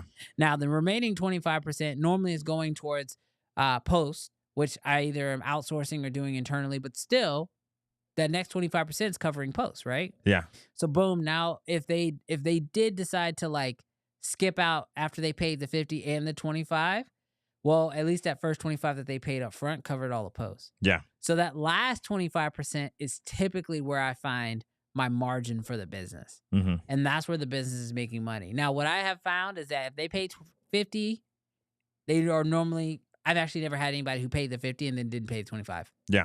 Because 25 is just it's not even, it's just a quarter of the overall budget. They're like, yeah, that's done. Yeah. And then the remaining 25 to get the watermark off, they're like, yeah, we're at this point, we're done. These are easy payments after the deposit is taken care of. Absolutely. And Mila Wolf, another thing that I would say, also make payment as simple as possible for your client. Oh yeah. Like do not make it convoluted. Don't make it hard. Obviously, if you use something like Zelle, Venmo, or Cash App, that works for a certain level of client that is just like, oh yeah, I've got that account. But once you start dealing with businesses or even people, you would not believe how many people love their credit card points that they get, airlines, cashback rewards. So suggestion, there's lots of different services, not sponsored in any way unless you want to. But Square is incredible. Yeah, I use Square to be able to take credit card payments. You can take them right over the phone. Apple Pay, Square. They can pay with their debit card, credit card, Afterpay. Yeah, send them the invoice. They could type in their credit card. Or if they're like, can I just give you my card number over the phone? I've had people do that too. Yeah. So I've almost exclusively switched over to Square when it comes to, because they'll handle your invoicing. They'll handle everything. Yeah, they really do. So the fee sucks, but yeah, making money is making money. The easier you can make it for your clients to pay you, the faster they'll pay you. All right, let's see. Oh, and Square doesn't hold your money. Oh yeah, there are some problems when you deal with like chargeback stuff, but Square, the moment someone pays, within 2 or 3 minutes, that money's available to you. True that. All right, I see Doc is in the chat. What's up, Doc? All right, I think we made it through all of the questions. Wow. Look at us go. Almost right on time. That's crazy. All right. Oh, nope. No, one more question just popped in. Last one. All right, let's see if we can get this one here.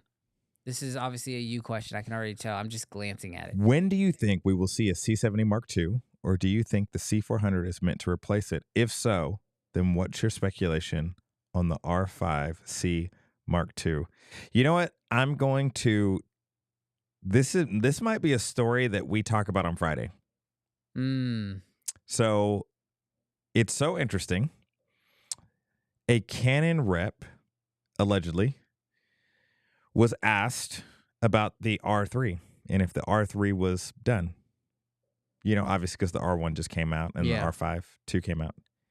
And a Canon rep at an event said, oh no, the R3 is alive and well, baby. And there will be something coming out from this line. So all that to say, obviously that's not what you asked. I don't know, Michael, if I'm being 100% honest. To me, the C400 is not technically, this is not an upgrade to the C500 Mark II, at least what I've heard. But that leaves it in a very crazy place, both being full K, both doing pretty much 6K.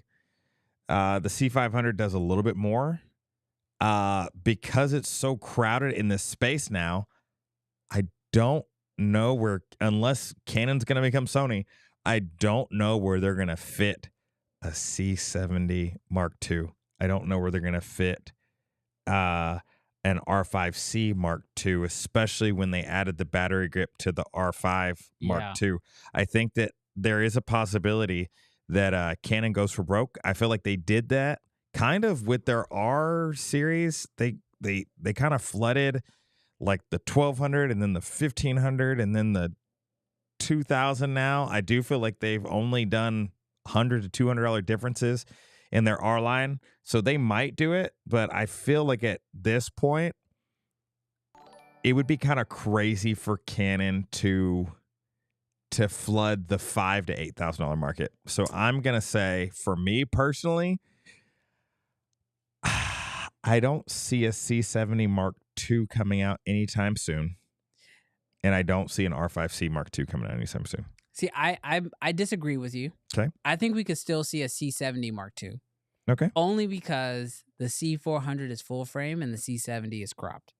Absolutely. And I think they might just have kind of how like we have like a Raptor and we have a Komodo and then we got a Komodo X. Mm-hmm. I think they could still do some improvements on the C70 without it taking over the C400 or getting into R5C Mark II territory. What would it need to do? I think they're just gonna get better codecs on it, give it some better improve, like, because I did struggle a little bit with like some of the autofocus and stuff like that with the camera. From a codec standpoint, I don't feel like there's anything they can do. Not anything, but anything that isn't available on their other. It has C-Log 2. Oh, it does have C-Log too? Mm-hmm. Okay. It shoots RAW. Mm, It has a variety of long GOP and intraframe. Like, I mean, it's yeah, maybe it is stacked. Maybe it's good for a while. It's tough from a codec standpoint. I think there's Yeah. other things they can do. Autofocus. But with the DGO sensor, I don't think they're going to squeeze out any more dynamic range. It would be cool to get the triple base ISO. That'd be nice. It does 4K 120. It's kind of hard. Yeah, do you think you get some better bit rates if they upgrade the memory cards to 2 CF Express Type B cards? They would do the dumb thing and do one card. Oh, they don't do that. The CF Express B and SD. Like, I don't think that they would do two. I don't know what they could, like, I think they could go up to 6K and solve maybe the soft problem. Yeah. Go to or at least put a 6K sensor and just downsample it to 4K, like they do with the R7, where it's technically a 6K sensor, but it's downsampled to 4K. Upgrade the screen, go to 6K, keep it cropped. Yeah, they could do that. They could, but that would replace the current one. That's the only way to do it. Yes. You can't. You're not gonna run both of them. You got to Yes. replace the other one. Shout out real quick to David. Dude, Wow. thank you so much for supporting the channel at that level. Greatly appreciate that. It doesn't really show well here on Ecamm, but he just put a sticker. He just said, just appreciate you guys. And dude, we appreciate you. Thank you so much for Yes. supporting the channel at that level. Was not expecting it, but we really appreciate it. We enjoy hanging out with you guys. Thank you guys for coming out and hanging out with us. I know somebody asked Mountain Zion Media said, "Can I ask one more question?" Sure. Absolutely, you can. When it comes to video production, even if you are very skilled, how do you handle the low seasons when you are desperate for work and you're getting low balls? Ooh, So this is what I'll say. I am not a person that necessarily subscribes to go deep into one niche, just personally. mhm. I think that everything is cyclical, meaning I know the down months for real estate. And so I have already prepared business-wise of how I can transition my real estate clients into a more marketing phase for them in the low months while they have money aplenty to invest in a podcast, to invest in social media marketing, so that when things get low, maybe they've already paid for through a package or through a retainer content, in the low seasons. But then also I look to complete other industries during those low seasons. Yeah. And so with that being said, I would become very skilled at multiple different things so that you're able to plan better. Because I feel like if you think things are, and I'm not saying that you think this, but oftentimes we can fall victim to up and to the right all the time, up and to the right, bigger, better, more money, more higher contracts. And we've all hit seasons where it gets real slow. And Yeah. so the better that you are able to pivot, the better you're going to survive in slow times. Yeah, I 100% agree with everything you said, but I do want to say something else that's maybe a little contradictory. Mhm. But I know that when I was first starting out, there's always that question of like, how much should you charge? Or what happens if you get lowballed? And most people's answers are always like, tell that client to screw off or know your worth or whatever. But here's the truth. I have been lowballed and had to take it. Oh, yeah. And the reason is because I needed to make rent that month. I Mhm. needed to feed my family. And if you have nothing coming in and you take a lowball offer, don't necessarily like, at least the way that I would normally do it would be like, if the offer came in, I would try my best to, one, I always say never negotiate the price, negotiate the work if you can. So if you get a lowball offer, start negotiating the amount of work that you have to do for that client. So if they bring in a low priced offer, bring the workload down. Like, oh, that's actually a little low for me. And if they're like, well, this is our max budget. Then you say, well, okay, well, I'll need you guys in order for us to work within that budget. Let me have you handle the pre-production. You get the licenses. You make sure these certain things are done before we show up on set. Or, instead of a 5-minute edit, I can give you a 2-minute edit of a montage. So that way I can work within your budget. So that's one way I normally handle it. And the reason why is because the people who typically tell you, run away from the low budget stuff, they're not going to actually pay your bills when you do run away from the low budget and you have nothing else going on. Yeah. So do know that like this is a real world. We live in a real place where things have to be done. And so if you do get a low budget deal and you feel, okay, I have no choice, I need this money right now, like take pride in knowing that at least you do have something, but maybe try to negotiate the work a little bit so that way you can free up some of your time. And then that way, because normally what I have found happens is you take on a low budget deal and then a good offer shows up right afterwards. And you're like, oh man, I'm already committed. Well, just negotiate the work down some. So that way, when you can't negotiate the price, negotiate the work. So you're doing less. So you get back more of your time, your energy, that then you can then wait for that better deal to come along. And then you take that and run with it. So Yeah, absolutely. that's the way that I would attack it. All right. Few comments in from Doc. Let's see. Are those any questions?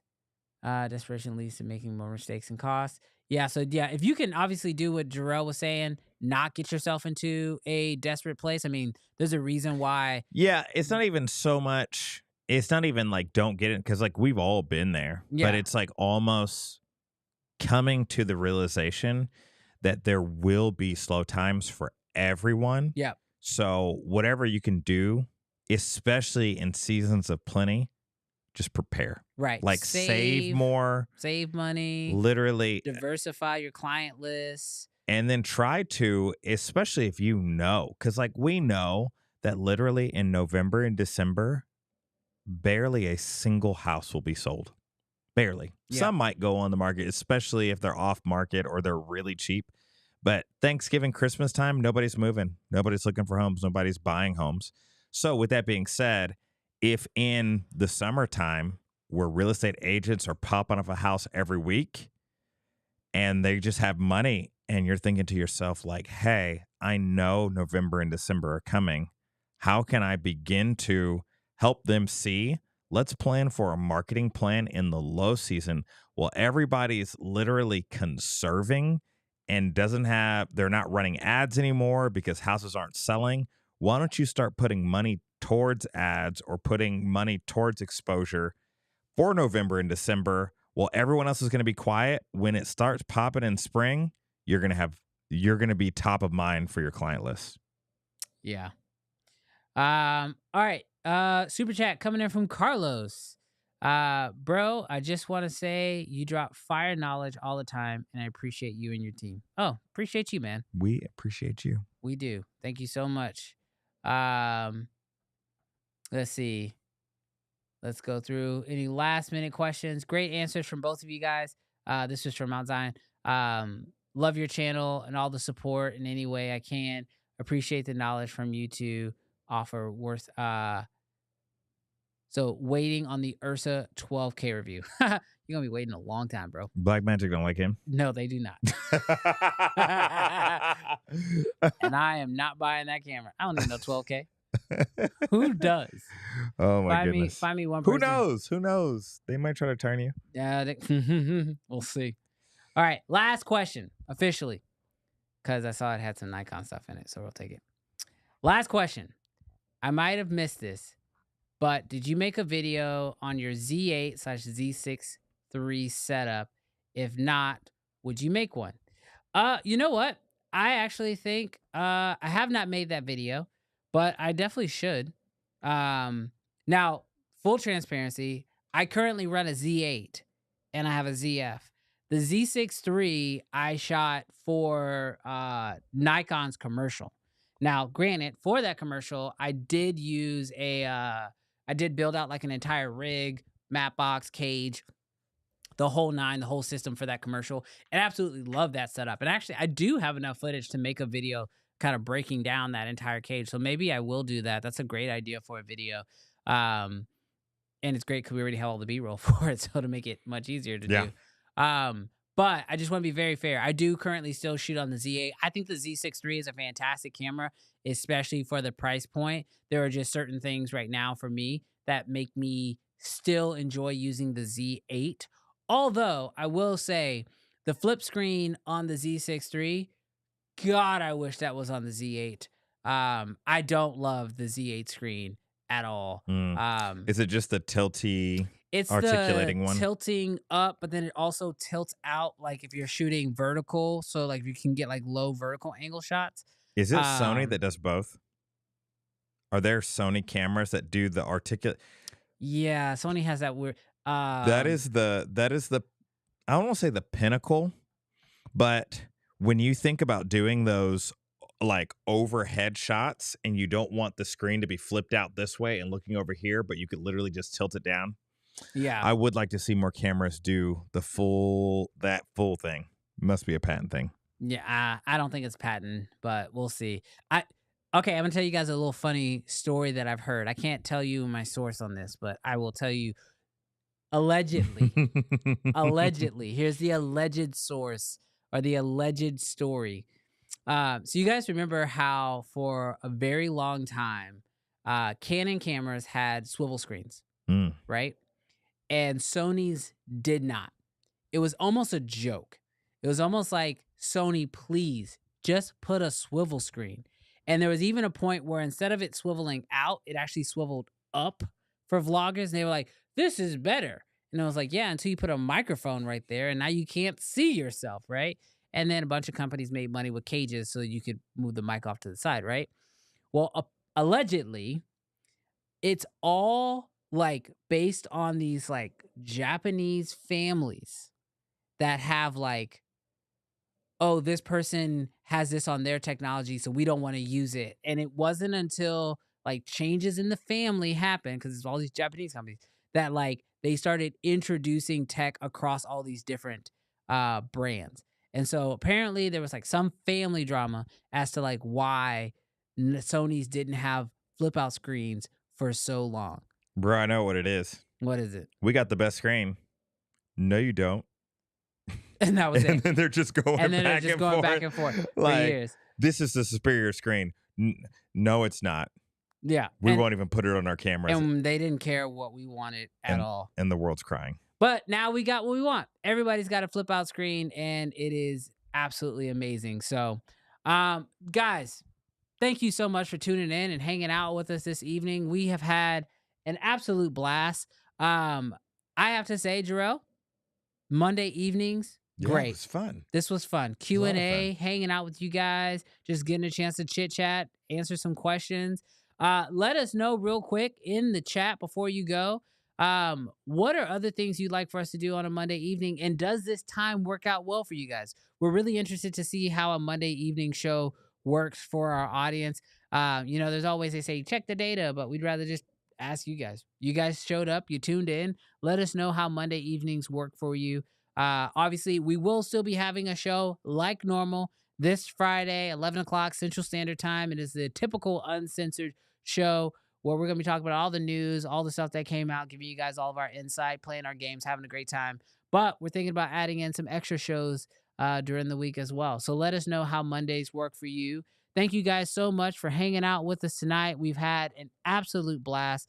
I think we'll definitely be trying to come back again for another evening show, probably soonish. Yeah. But Jarrell, any last takes?